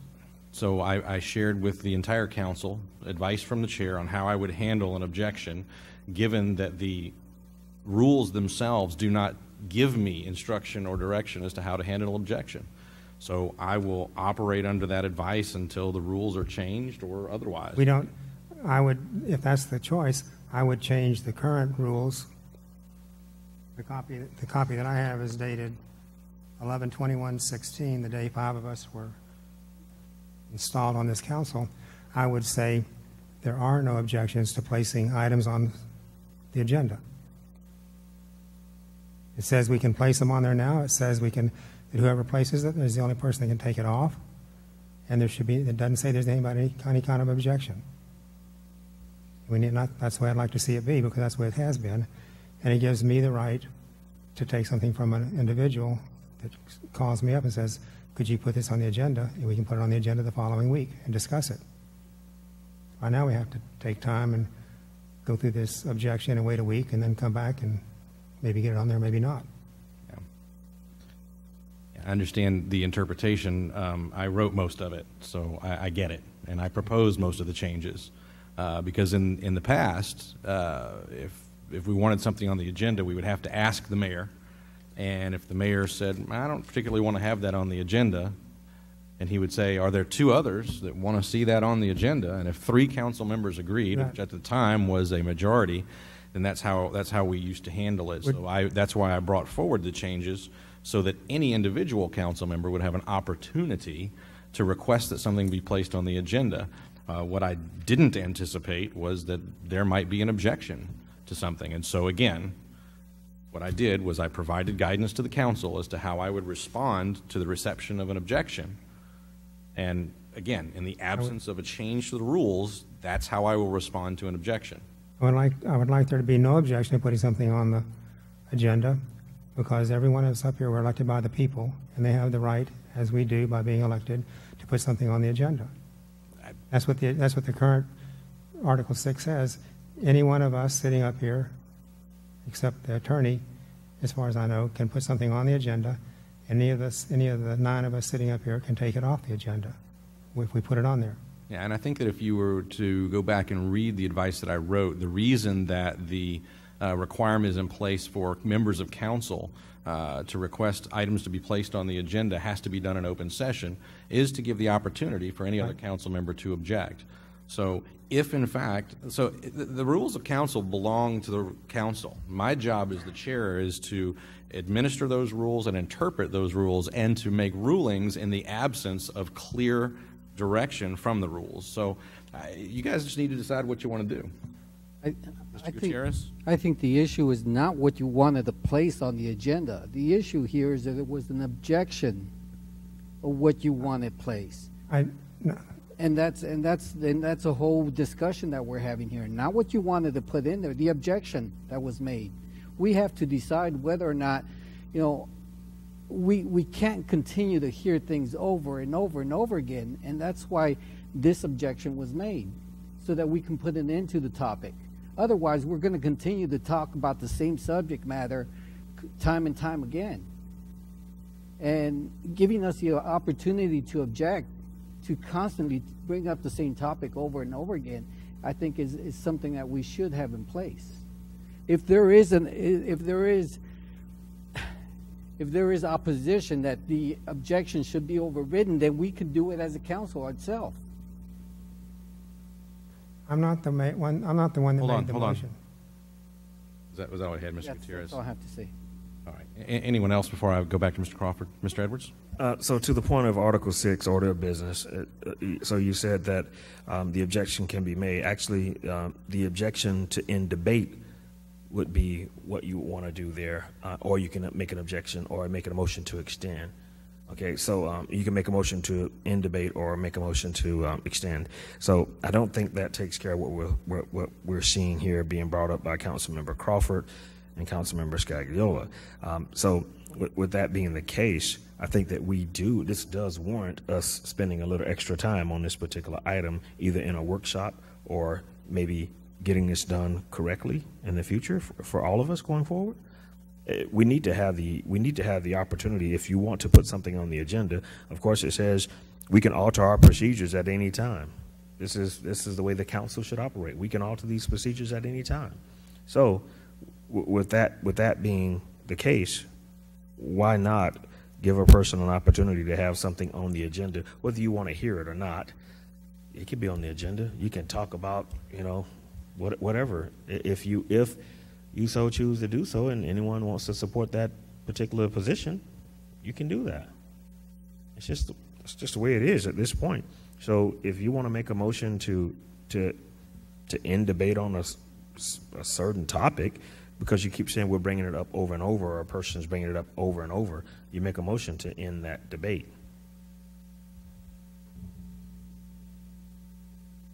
Mr. Crawford? I'm not the one that made the motion that got the objection. I was back at the principle, and we were elected by the people. We should be able to put things on the agenda per Article 6 of the Rules and Procedures. And I think Mr. Edwards brought up a good point. If you think I'm bringing up something too often, everyone sitting here, as council members and mayor, have the right to end debate. I think that's probably an acceptable solution. Possible solution for sure. Dr. Kaiser? I would recommend moving forward. If Article 6 currently says we can place something on the agenda, it does not say one person can object and then we have to wait a week to discuss whether or not to discuss, which also takes time. We could leave that, and then at some point in the future, if we want to change it, to say, hey, anybody can object and we want to change it, then we change it. But I think moving forward, we should adhere to what is currently written. That would be my recommendation. Mr. Larson? I know this is a serious topic, so my mind is going wild. That's why my laughing is at what's happening to my brain. But I guess the questions I would have is, first off, what's the hurry? Is your item so important that it's an emergency that it can't wait a week to discuss the merits of discussing it? The second question, the second thing I think we should consider is, I guess the saying, live by the sword, die by the sword. What I hear being proposed, and this is what's causing me to chuckle, is that any council member can request any number of items to be placed on the agenda at any open session with no mechanism for council to object. I can imagine 1,000 ways to have fun with that. Fun being debatable, of course. Man, if y'all know some of the things that I told the mayor I was going to ask to put on the agenda, you might have a second thought. And it's not just me. I take this position very seriously, but sometimes you have to demonstrate absurdity by being absurd. I can think of 100 things I could request to put on the council. And if you were to pass a procedure that there was no mechanism to limit that, talk about a disaster waiting to happen. And if the procedure was that it gets placed on the agenda and then they post it on the agenda, and maybe even citizens show up to discuss it on the agenda, but the reality is the majority of council is simply going to make a motion to end debate as soon as they read the caption and start the agenda. It's just an unnecessary slog in the process, whereas now a council member has almost that level of power, with the only caveat of being that if there's any objection to the same item being discussed a fourth time, for example, then the most power if another council member has to say, I object to that, and then we have a discussion about whether or not we should have the discussion, which is kind of absurd in and of itself, but it's certainly less absurd than the ability for any council member to place any item on any agenda at any open session. I think that reviewing the way we handle placing items on the agenda is completely reasonable. And quite honestly, I'm not going to object that hard if people want to make it carte blanche, because I think that could be entertaining. But I think we need to really consider what's the hurry. Is there something you need on the agenda that's so urgent that it can't wait an extra week to discuss whether or not it really should be reviewed by the city? Mr. Davis? Well, I'm sitting here listening to both sides of this. I kind of have to disagree with Councilman Larson. I mean, if you look at 6-1, there's nothing that stops the city manager from putting something on the agenda, whether it's frivolous or trivial or ridiculous or anything else. It says the city manager can put something on the agenda, and only he can take it off. And that same procedure applies to the mayor. I mean, whether I agree with it, whether I think it's trivial, doesn't matter. The mayor can put something on the agenda, and only he can take it off. I think we're all grown-ups here. And it's to me, it's quite entertaining to sit here to think that we're arguing about the agenda. I don't think anybody up here is going to be crazy enough to abuse the process of putting something on the agenda.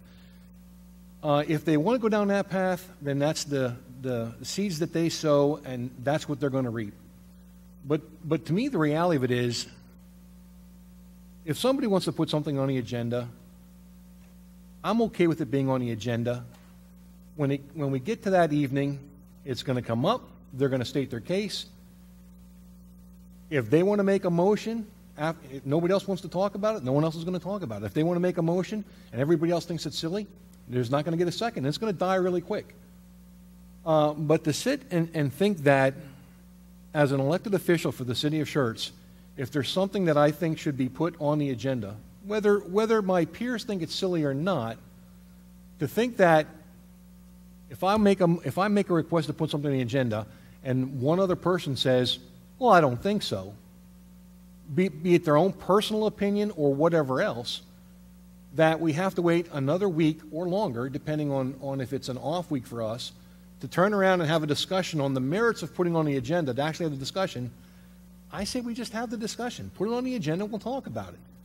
And if it's frivolous and it's stupid and it's ridiculous and it's a waste of time, I think the other members of the council are going to realize that it's stupid and it's frivolous and it's ridiculous and it's a waste of time. And I think the good people out there are going to say, wow, this is just incredibly dumb. And that person can deal with the public.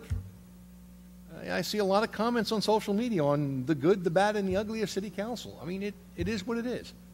But to have somebody be able not to put something that we should discuss on the agenda, or to sit there and say, this guy wants to talk about something and I don't like it, so I'm going to object, and now we're going to spend even more time discussing the merits of it, just put it on the agenda and we'll discuss the merits and kill it right on the spot. I'm gonna interject before I go to others. So let me ask you this question. If you ask for something to be on an agenda and someone objects, then why do you not take the next step to make it happen that night? There's not a mechanism to make it happen. There most certainly What? are multiple mechanisms to do that. First one is, if you really do believe that the rules are clear and that my advice to the council is incorrect, then you should appeal the ruling first and foremost. And after you appeal the ruling, then you should be able to make a motion to compel the chair, based upon that ruling being overthrown, if you will, by this group, compel the chair to enforce the rules as the group sees fit. Or make a motion simply to set aside the rules, have all of your colleagues agree, we set aside the rules, and then the motion goes forward, and if you're successful, then you put it on the agenda anyway. What amazes me is that the answers to these questions are already in the rules, and it seems to me, after a year and a half, that a lot of the council has not taken the time to learn these things and avail themselves of all of the tools that are available in these rules. Make yourself a master of them and make them serve you. And if you won't do that, then make changes to the rules tonight as a group that say what you want to say and tell me how to handle things from the chair. Get it done. And I challenge you to be a master of these rules and learn them and use them to your advantage all the time. I don't see that that's happened. Mr. Larson. Well, Mayor, I think what I'm hearing is and I certainly don't want to speak for anyone so they can correct me, but what I'm hearing from many of my colleagues is that we trust the members of council to use good judgment and to be an adult. And I don't disagree with that. And so if the council feels that I agree with the council's perception that we trust the members of council to be adults and use their best judgment and the way that we handle business, including how we place items on the agenda. Absolutely. Mr. Crawford.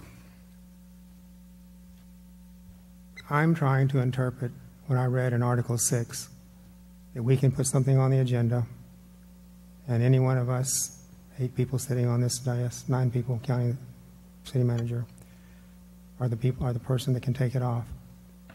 There's nothing that's specified in Article 6 about an objection. I don't remember any time in my 6 years on planning and zoning where any item was objected to be put on the agenda. And I would ask Mr. Davis and Dr. Kaiser, Dr. Scagliola, if he remembers any objections or they remember any objections in their past 8, 7, 10 years on this dais, either as a committee member or a council member. So I don't know that I need to do what you just suggested on this particular item because there's nothing specified in Article 6 about accepting an objection. You're right if we choose to continue objections in spite of what Article 6 says, then I should do what you just explained. Yeah, so those other bodies don't use the same set of rules that we do. I mean, they have different rules than this council. This council, the rules that we use on this city council are unique to this council and are not shared by any other body in the city, and that should be self-evident to everyone as well. I'm just pointing out that in my time being involved with the city, I didn't hear any objections on anything for planning and zoning that I remember. It could have been once, I don't remember any, but it could have been. So we can do what you said, but I still think objecting to something that a council member wants to have put on the agenda based on the trust that I like to think we have in each other about what needs to be on there should be enough, and the procedure to stop us by ending debate would be an acceptable alternative also. Let's put some language forth and vote on it, or not. Mr. Edwards? You know, gentlemen, I tend to say pick your battles, you know. Guys, ultimately, we're all in this to do what's best for the city, for everyone, right? So if someone brings up a cargo box and they want to put it on the agenda sitting on a certain street in a certain yard, you know, that's information you can get from staff, of course, but if they want to talk about it, let them speak. Let them speak about it. I do agree with you, Scott. I do believe that if people will be adults about it, I don't think we'll have any issues going forward. That's just my opinion. Okay, so at this time, do we have any other objections to what we're talking about? Anybody? So I think we have a professional decorum that we're going to try to use with everyone. Is that correct? By just nod your head or something.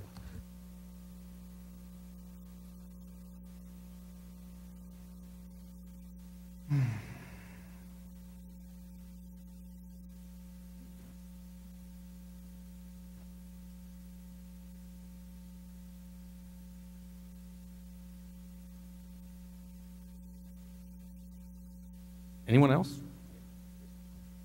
Mr. Davis? can we table this and can we have our city attorney look at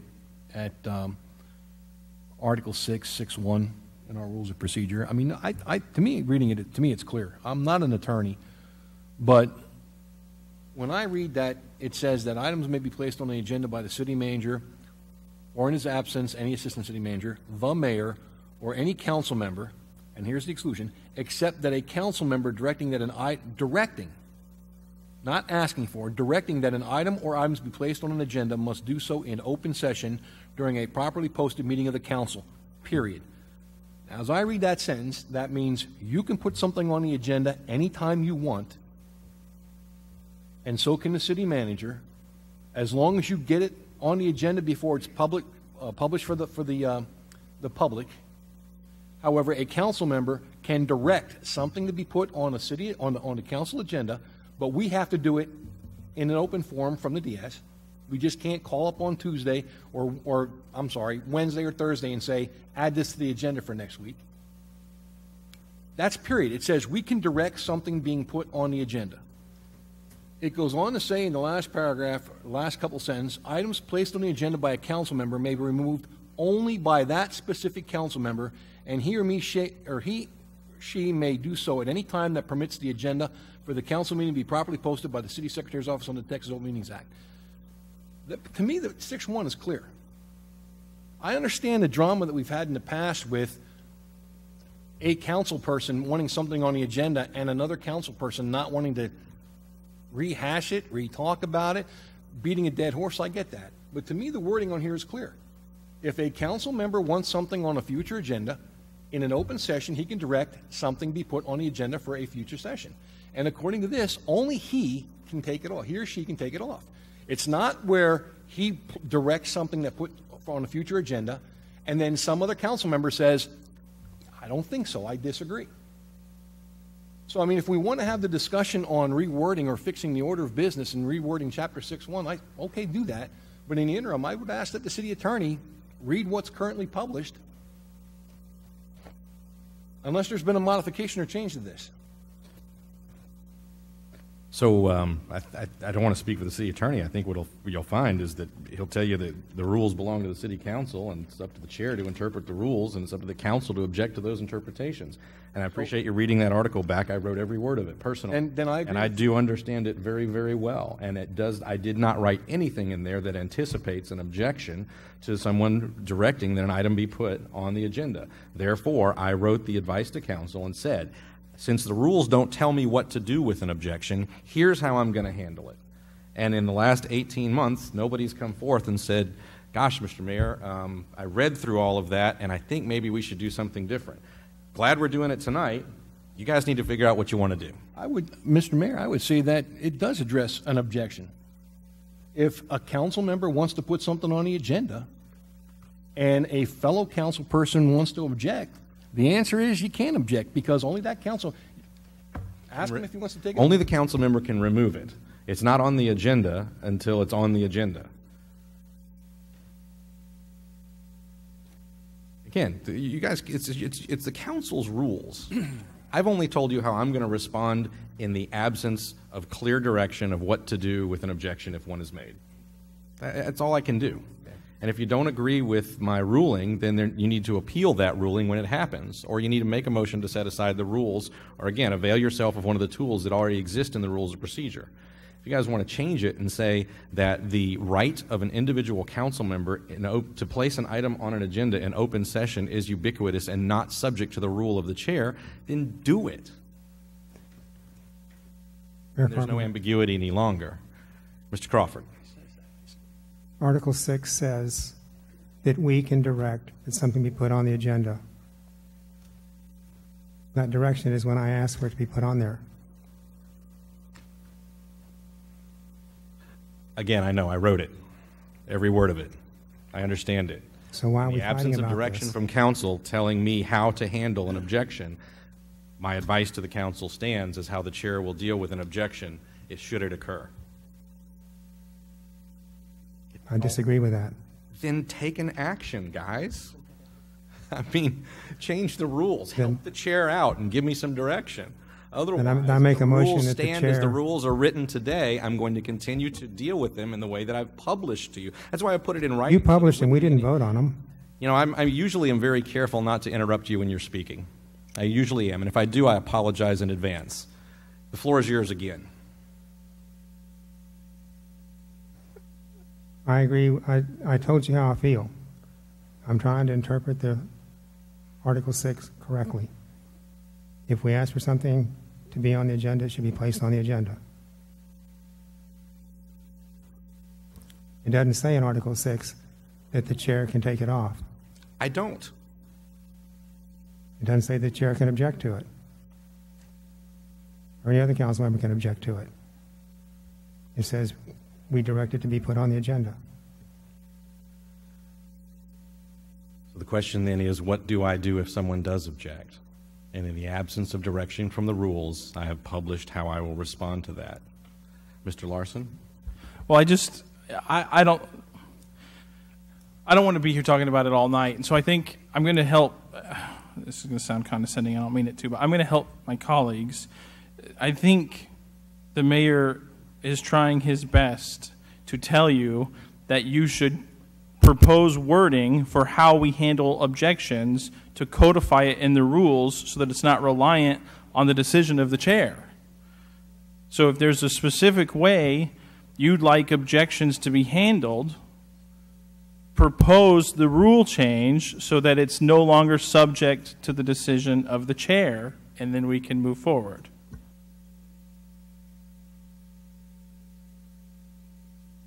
I will do that on the next council meeting. Let Mr. Scagliola speak first. Scagliola, you have the floor, sir. Yeah, I think the biggest problem is there isn't a need to change the rules. The rules are written the way they are. Now, the mayor wants some guidance. Okay, here's a proposal. If you have an objection, well, hold it until the discussion item is being discussed. Then state your objection.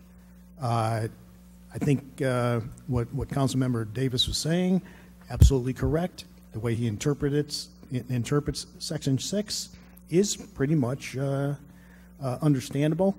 No ambiguity involved. A council member during an open session has the right to put something on the agenda, period. And that's the way it should be. The decision philosophically, and you can read this if you read my advice from the chair. Philosophically, it is the council's right as a body to take up an item, debate an item, extend debate on an item, postpone an item. The right is inherent to the body itself. And from that position is where, if an objection is made, I have given the advice of how I'm going to handle it, because it is ultimately the right of the body to decide whether it will take something up or not take something up. If it is the decision of the city council to say in the rules that the chair will not entertain an objection, then put it in the rules. Again, in the absence of that direction, you already have the direction from the chair. Mr. Edwards. So if we take a look at Article number 9, motions and procedures, meeting procedures, if you look at what the mayor is talking about, he's saying the appeal to a ruling, but you have to look at it a little bit differently. May it interrupt the speaker? No, it cannot. Is a second required? It's still required. Is it debatable? Yes, it's debatable. Is it amendable? No, it's not. Is it resolved by chair no vote? No, the mayor can't do it as the chair. Affirmative vote by 4 members of council? Yes. Now, with that being said, I understand where both sides are coming from, guys. I've been here long enough to realize that what we're doing is we're just battling back and forth, and it doesn't make a lot of sense to me. Not that we're battling back and forth, but everyone has their line drawn in the sand. Come on, guys, really. We have to come to a place in the middle where we can go forward saying, If an item needs to be placed on the agenda by a specific council member, so be it. If there is an objection, the chair should not entertain that objection. So let's put that in writing in Article 6 and go forward. That's what we're going to have to do if you guys would care to do so. Because I'm not hearing any stated language to handle the appeal to a ruling.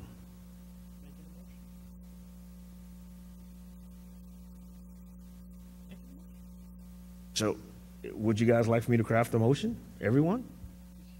Oh, Mr. Yeah, exactly. So, Mr. Mayor, I'd like to make a motion that we, in Article 6.1 of the Rules and Procedure, that any council member that wishes to place an item on the agenda must be able to do so in open session of the City Council, and it cannot be denied by an objection from another member of council. Second. I have a motion from Mr. Edwards. I have a second from Dr. Kaiser. Other comments, questions from council? If not, I'll call for a vote. Aye. Aye. Aye. Aye. Aye. Nay. Nay. All right, I've got 5 ayes and 2 nays, so that rule will be effective next week. Ms. Brenda, let's get together and make sure that we have the rules added to item Article 6, and there we have it. All right. Anything else on this one? You know, we spent an inordinate amount of time fighting over little things, guys. We need to really focus on the big stuff. We really do. Let's just, we all can move forward. We all have the best interests of the city at heart. So please take that into consideration, because these meetings are getting extremely long and winded for no reason. I'd argue at least a little bit with you, Mr. Edwards, that the rules by which we govern the way that we handle our meetings and the people's business are arguably not little things, especially when the potential's out there. And we may not need it today. We may have a group of people who can act in a collegial fashion today, but you don't need the rules till you need the rules. All right, next item that we have is workshop item, discussion and possible action on whether or not we will take up a discussion regarding the use of social media by the City Council in a future meeting.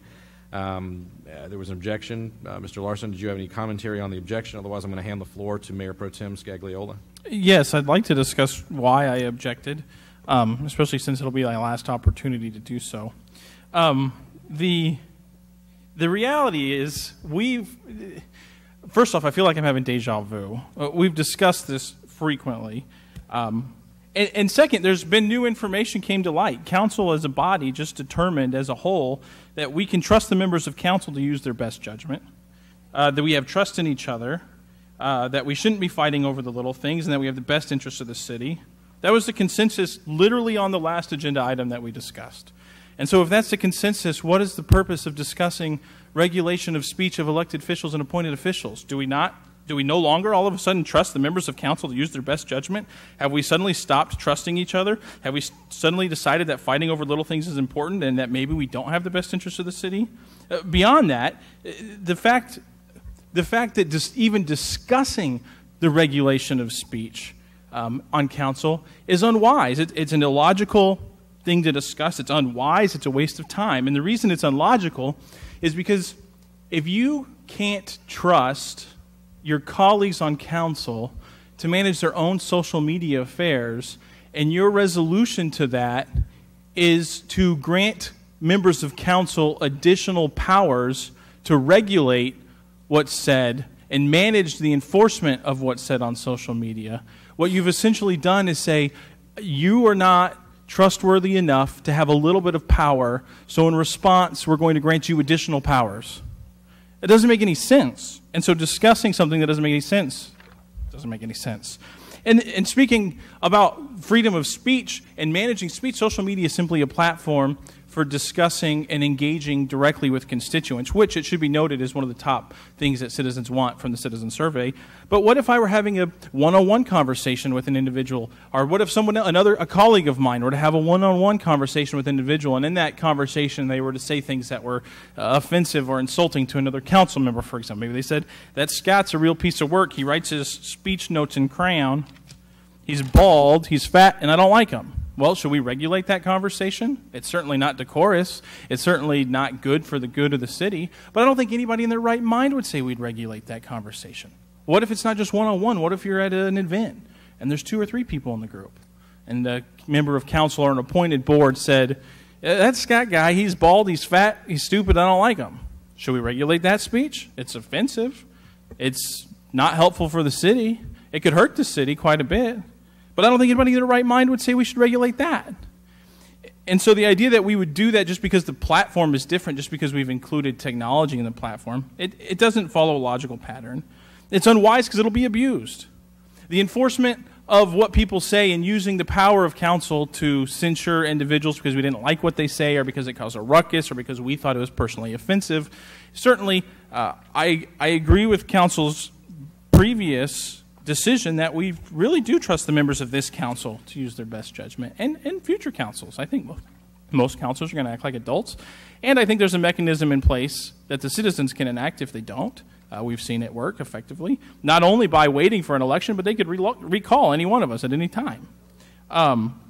But beyond that, it can be used as a political weapon. I can see a scenario where there's a member of council running for re-election that the majority doesn't like, and they can go through social media posts, pick something they deem to be offensive, which is only determined by city council, and then censure that city council member and then put out a press release that a city council member was censured. And we may say, well, that's ridiculous, but it's not ridiculous. If you follow any local news for any municipality in the United States, it literally happens dozens and dozens and dozens and dozens and dozens of times throughout this country. These unnecessary regulations that are actually granting additional power to council when they're worried that council is going to abuse their little bit of power, they're giving additional power, they're frequently abused. And finally, it's a waste of time. You can't enforce it. What can you do? The best you can do is censure them. That doesn't do anything. It's not even a slap on the wrist. It's maybe a lightly faded stamp on the wrist. Certainly not a red letter A. It's just a procedural waste of time. And so, in addition to it being illogical, unwise, and a waste of time to discuss the same topic again and again and again, especially when the fruit that we can get from resolving the topic is almost zero, in addition to that reality, we have to go back to the fact that we simply just agreed as a body that we can trust the members of council to use their best judgment. And if we can do it when it's putting something on the agenda, why can't we do it when it's them communicating directly with their constituents? Dr. Scagliola. Well, based on the last discussion, there's really no need to discuss this further. It's going to go on the agenda, be it next week or the next time we meet. Not a whole lot of need for discussion the way I see it. But if you like, procedurally, I could make a motion. It won't be on the agenda next week without a motion to place it on the agenda at this point. Okay, then I will make a motion that we discuss social media and the use of technology by the City Council at our next appointed meeting. Second. I have a motion from Dr. Scagliola. I have a second from Mr. Crawford. Point of procedure. Your point, sir? There's no need for a motion in a second, and the rules don't take place until next week.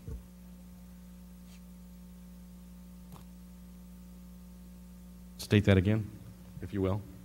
According to the rules, the current rules, you don't put an item on the...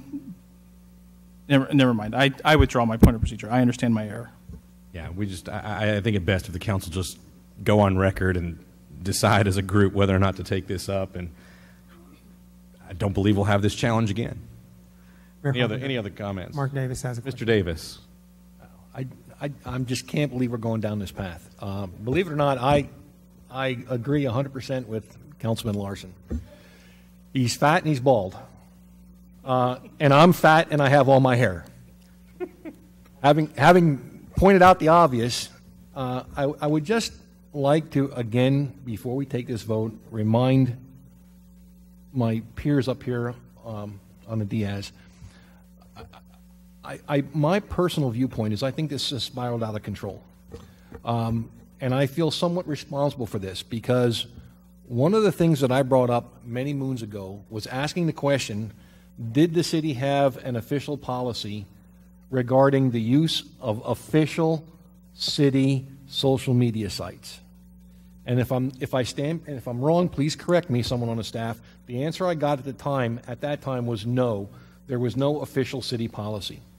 And I asked that because a constituent had asked me on where I could get information on the city, and I said Schertz.com, and they have a Facebook page, and they have one for the parks, and they have one for the fire. And then I couldn't give them all the answers. I pointed them to the direction of the city, and I went on a quest to start looking to find out where I could find stuff on the city of Schertz. And what I found was multiple Facebook pages that were all formatted differently. So that's what generated the question for me to say, do we have a social media policy for our official sites that covers things like how they're created, who can create them? Because I would believe that a city employee cannot go out there on their own and just create their own. I work in the Public Works Department. I'm going to create a Public Works site for the city of Schertz. It should not work that way. So that was the context that generated my conversation, is did we have a social media policy for the city of Schertz that dealt with our official city sites and how they're created and how they're maintained and what our city employees in their official capacity can and cannot do on those official sites, which in fact can and should be regulated and controlled. Somehow that morphed into city council. I don't get it.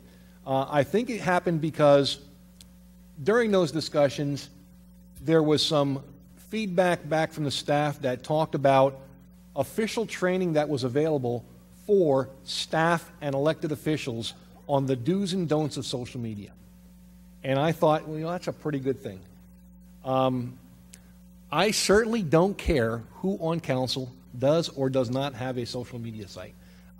We're all big boys and girls, and I certainly don't care what my peers do and do not do on social media. Again, if they sow that seed, it's something that they're going to have to reap. We've seen that I don't know how many times.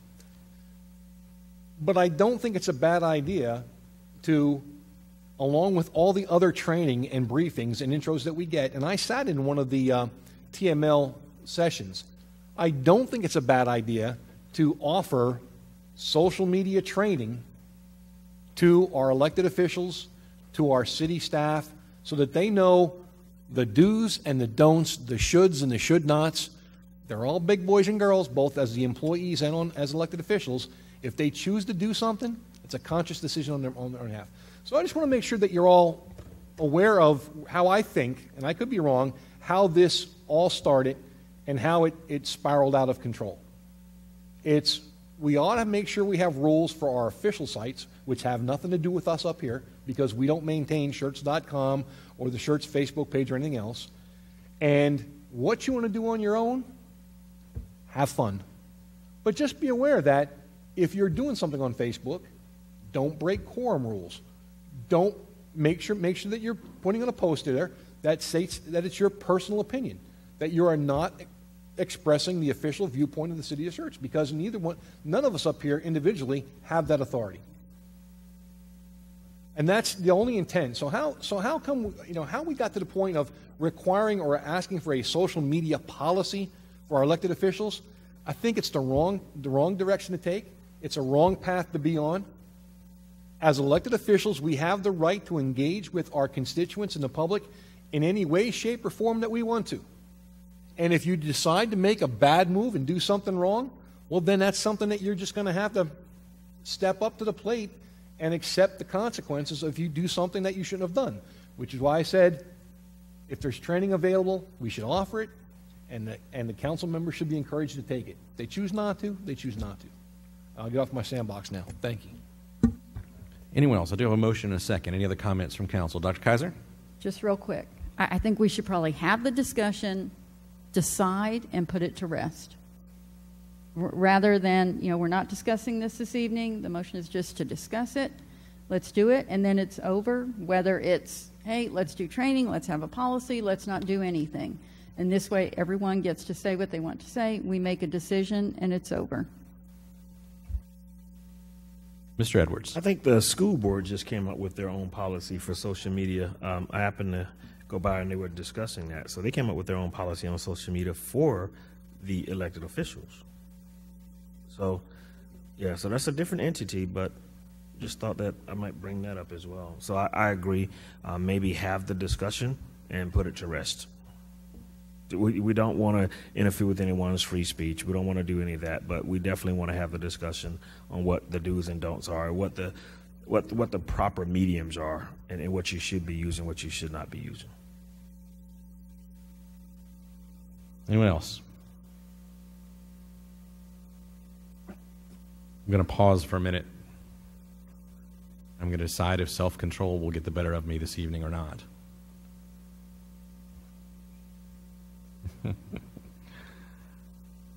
I'm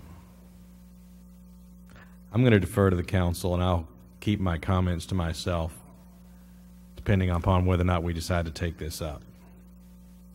That said, I caution this body to be very careful. The house that you may build, you may have to live in it. That said, I'll call for a vote. Aye. Aye. Aye. Nay. Nay. Nay. Aye. I have 4 ayes and 3 nays. The motion carries. On the next agenda, we will have a discussion and possible action with regard to the use of social media by the City Council of the City of Schertz. All right. I need to bring up a point of information from the City Secretary. Ms. Brenda, can you tell me how many members are required to seat a quorum of the Economic Development Corporation? Anyone that's here know the answer to that question? I want to say it's 4, because I need to see how many members. I don't know if it's 4 or 5. I do know that Let me put it this way. How many members do we have? How many directors? now, Total. How many, in other words, what does the body consist of? give me a minute to find that information. Dr. Kaiser, you were recently on that body. How many members does the body at full? There's 4. So you need 4 for a quorum. And how many total members are there? 7? So if we're losing 3, we can barely seat a quorum? Yes, correct. Mr. James, you have any comment? My concern here is that we have not taken any action on the Economic Development Corporation Board. We've got a lot of business in front of us that we discussed in closed session. We can't put ourselves in a position of not being able to seat that board and take action. So I'm just trying to decide whether or not I want to make a motion to reconsider item number 7. Mr. Waite? Sorry to interrupt, Mayor, but we just looked at the website. There's currently 6 members. It is a 7-member board. There's a 7-member board. There are only 6 members today, and 3 have said that they're not able to continue to serve. So essentially, unless one of the 3 that has said that they're unable to serve is willing to show up to a meeting, we can't seat a quorum. I'm sorry, and I hate to do this. Not at all, please. Let's get it right, and let's make sure that if we need to take an action that we do. And it might help me to go through. So we have currently, call it on the board, not up for reappointment. We have Tim Brown. We have Roy Richard. Who else, Brenda's? Paul Macalusa? Paul Macalusa is up for reappointment, but until his appointment's Right. replaced, I believe he still sits on the board, and so he's our 3rd. And then we have the 3 others that were going to be that were up for consideration tonight. So does that still leave us short 1 person? No. Yes. Okay. So okay. Mr. Davis? Then I guess my question would, did we, when we met last week, I was under the impression that we had 3 spots to fill, and we filled 3 spots. But from what you're telling me here, with Mr. Brown, Mr. Malcuso, and Roy Richard, and then if you were to consider the other 3, we would still have an open spot. Yeah, that's what it seems, I believe. But you touched on Did this. we forget a spot? Because we had other interviewees at the interview commission that that expressed an interest in the Economic Development Corporation, and ultimately we only picked 3 people because we were under the impression we only had 3 slots. That's correct. That is correct. So as a matter of concern over the Open Meetings Act and making sure that we're doing things properly, I'm going to make a motion from the chair that we reconsider item number 7, appointments, reappointments, and resignations to the various city boards, commissions, and committees. I would ask for a second and an affirmative vote so that we can talk about this in a legal fashion. Second. I have a motion from the chair, a second from Mr. Edwards. Comments, questions from council? If not, I'll call for a vote. Aye. Aye. Aye. Aye. Aye. Aye. Great. We are now on item number 7, appointments, reappointments, and resignations to the various city boards, committees, and commissions. And Mr. Santee may be able to sit comfortably in his chair now. Ms. Brenda, I'm sorry. Well, I guess my question is, you said with the exception of the EDC, so So at this time, we have not ratified the resignations. resignations. We have not ratified the one person for reappointment, and we have made no appointments. But if those that are resigning are unable to make future meetings, it appears with only 3 members active that we are unable to seat a quorum. Yes. And Mr. James is saying yes. That's right. And I think you're nodding your head, you believe that to be the case. In that case, counsel, I would say that simply kicking the can down the road here isn't going to function for us, given what we learned in closed session about economic development work that we have going before us. So I would entertain any motion that would get us a quorum. Mayor, there were 2 individuals that we had consensus about.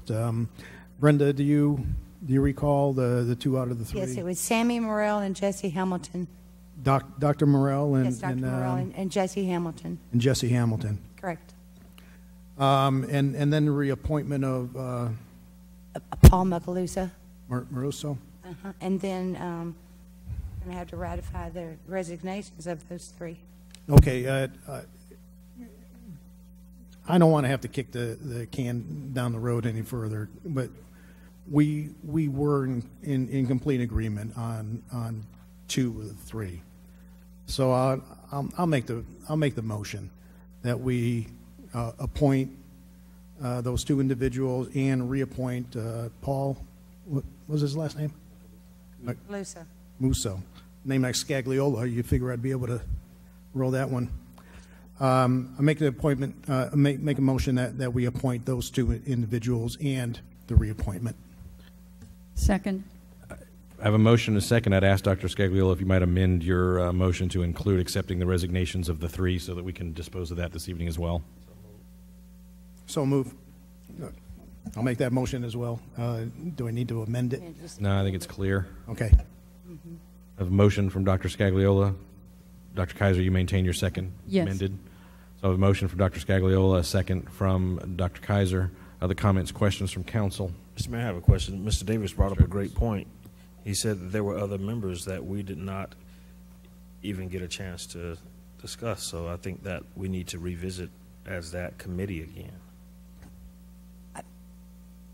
If you can put that on the agenda for us. I don't understand your question. Everyone that was interested in these appointments, with the exception of one lady, you interviewed, all the interviewers. Okay. But there were people that were interested in economic development as well. Mr. Jevitt was one. Mrs. That's correct. Was it Ms. Bryan, and then Mrs. And then Rick Haney? Correct. We put Rick Haney on BOA. But as an alternate. That's correct. If you want the interview committee to reconsider these, then we can set this back up and we can re-interview, or I can put out the applications. You tell me what you want to do. Well, I think that in light of what we've seen here, we probably should revisit on Mr. Haney and also give Ms. Bryan an opportunity to sit down as well. And This would be at the will of the other members of the committee as well, if you're interested. So I have a motion to accept the 3 resignations, make 2 appointments, and ratify a reappointment. I also have a second to that motion. So first and foremost, I'm going to call for a vote. Aye. Aye. Aye. Aye. Nay. Nay. Aye. 5 ayes and 2 nays. The motion carries. What the interview committee decides to do is outside the realm of this meeting. That said,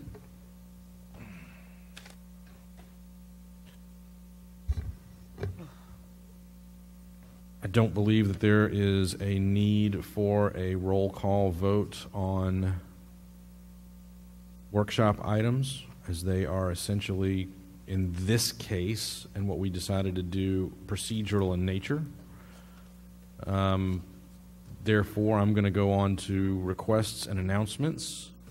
And first item we have are announcements by the acting city manager. Just for folks watching the video, there are 3 written updates that were included in the city council packet. One was the summary of the various boards and commissions and the committee of committee advisory boards. The other 2 were an overview of the health inspection fees and the animal services review fees. Again, unless we have requests to discuss those by council, we'll assume they're generally good as is. We may come back a little bit with some of the animal care services adoption fee adjustments in the next couple of months before we hit fee schedule. Very good. Next item, we have requests by the mayor and council members that items be placed on a future city council agenda. Still under the old rules till next week. Mr. Mayor, I would like to have something brought up. Recently, we've been talking about recycling, and I think that we need to really take a look at maybe increasing the size of our recycle bins to match either that of the trash bins. I mean, I know you guys have it in San Antonio, but I think it's something that we really need to consider. If we can have a proposal or something put together, a presentation by perhaps our provider, cost and the effectiveness of it all. Our staff has been in discussions with the provider on that, so if it's not an immediate rush, let us get you something that's useful with an order of magnitude. I think the issue there, not to get into the issue, is there's a fairly large upfront cost, so I want to make sure we understand that. So if you can give us a couple months, Dudley. A couple months at the longest. Okay. We're getting really close. Yes. At your leisure. Thank you. Anyone else? Mr. Davis. Can we get an update? Doesn't necessarily have to be on the agenda. It could be just out to the council. Can we get an update on both the timeline projection for the electronic sign out front and an update, a general update on the animal shelter with regards to the air conditioning, fans, and the environment down there in light of this wonderful 100-degree weather we've been having? Yeah, that makes sense. So, as Mr. Davis said, if you just send an email out to the council giving us an update, that would work. So if I may, and at the pleasure of council, so certainly we can send a written update on the sign package. It's with the sign guy. It's pretty close. My preference on the other would be is that perhaps Mr. Waite reach out to each of you individually and have a conversation on the status of that, if that's okay, given kind of the nature of things. Works. Mr. Crawford. I'd like to ask Mr. James if he could, we talked about it today, Brian, about the update on the restrooms and the windows and everything as an item on the, not to be discussed per se unless requested later. So yes, sir, just to clarify that, we will do a written update in the packet for next week. We generally refer or have been referring to the YMCA restroom project as just the restroom. It includes a bit more than that, and certainly there was not an intent to staff to keep that from you. I think we just sort of have started generally calling it the restroom project, and we will do a clarification to let you know what all is involved in that. It's a bit more in the restrooms. Yes, sir. Thank you. Mr. Larson. With all of the events that we do in the city, we usually have a recap that kind of talks about expected cost, actual cost, attendance, and usage. I'd like to see that for the Shred Day. I'd like to see the actual cost expended and how that compares to what was originally proposed as the estimated cost, how many citizens took part, how many pounds of paper were shredded, just the regular kind of information we get to recap each event that we host as a city. If I may, Councilman, that's already on our radar. Ms. Gonzalez has drafted that. I think the only thing we don't have is the number of residents that showed up, but we've got tons of trash, toters full of trash, things like that. So, yeah, that we've already got scheduled for next week. Yes, sir, as a written update. All right, if there's nothing else on that one, we'll move to announcements by the mayor and council members, and we'll start with Mayor Pro Tem Scagliola. Nothing for you tonight, sir. Thanks. Mr. Davis? Nothing, sir. Thank you. Mr. Gutierrez? Quite a few things. First of all, I was a guest speaker for the Candlewood Elementary National Honor Society inductees. That was a great opportunity to meet the kids for the future. Also attended the Cibolo Valley Local Government Cooperation. Great presentation regarding our water supply. We had the grand opening for Brighter Futures Academy. We also had a ribbon cutting for the State Farm, just off of 78 and 3009. The Memorial Day ceremony honoring those who sacrificed their lives so that we can continue to live in freedom. That was a great speech, by the way, Mayor. The Senior Center also had an art show. And most important, I had the opportunity to attend meetings with the planning and permits, and also had a job inspection at the new school.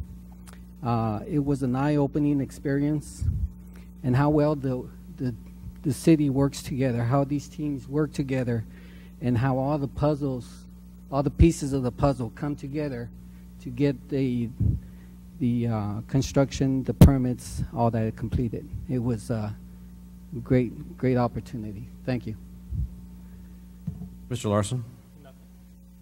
Mr. Edwards? Mr. Mayor, I promised my son and Miss Kamisha Jackson that I would congratulate them on their graduation from West Point. So I just wanted to do that and had a great time. Thank you, guys. You hear, that is a momentous occasion, no question. Dr. Kaiser? I don't have anything. Mr. Crawford? I also attended CVLGC and thought that was a good meeting to help Cibolo come up to speed on what's going on with the water company. I attended the Memorial Day ceremony, and Mr. Mayor, I already told you I thought your speech was very good. And Jason, I went over and visited EMS in the morning a little while. I owed him some brownies. That's all.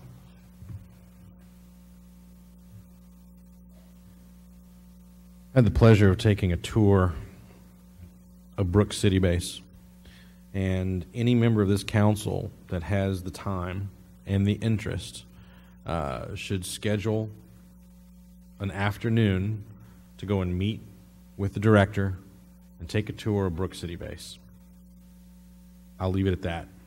It is an education well worth 3 or 4 hours of your time. The other thing is I would like to just kind of put this out there. It's a little early, but every September, our VFW here in Schertz puts on a POW MIA ceremony, and it's poorly attended. And as I've asked Mike Espinola to send me information about that event when the date is set, and I want to ask all of my colleagues to use their social media outlets to get word out to the people and see if we can't fill that hall instead of having a couple of dozen folks show up. They do an exceptional job, and they deserve the public's participation. That said, if there's nothing else from staff or from council, those of you on the Main Street Committee hang on and stay. We stand adjourned.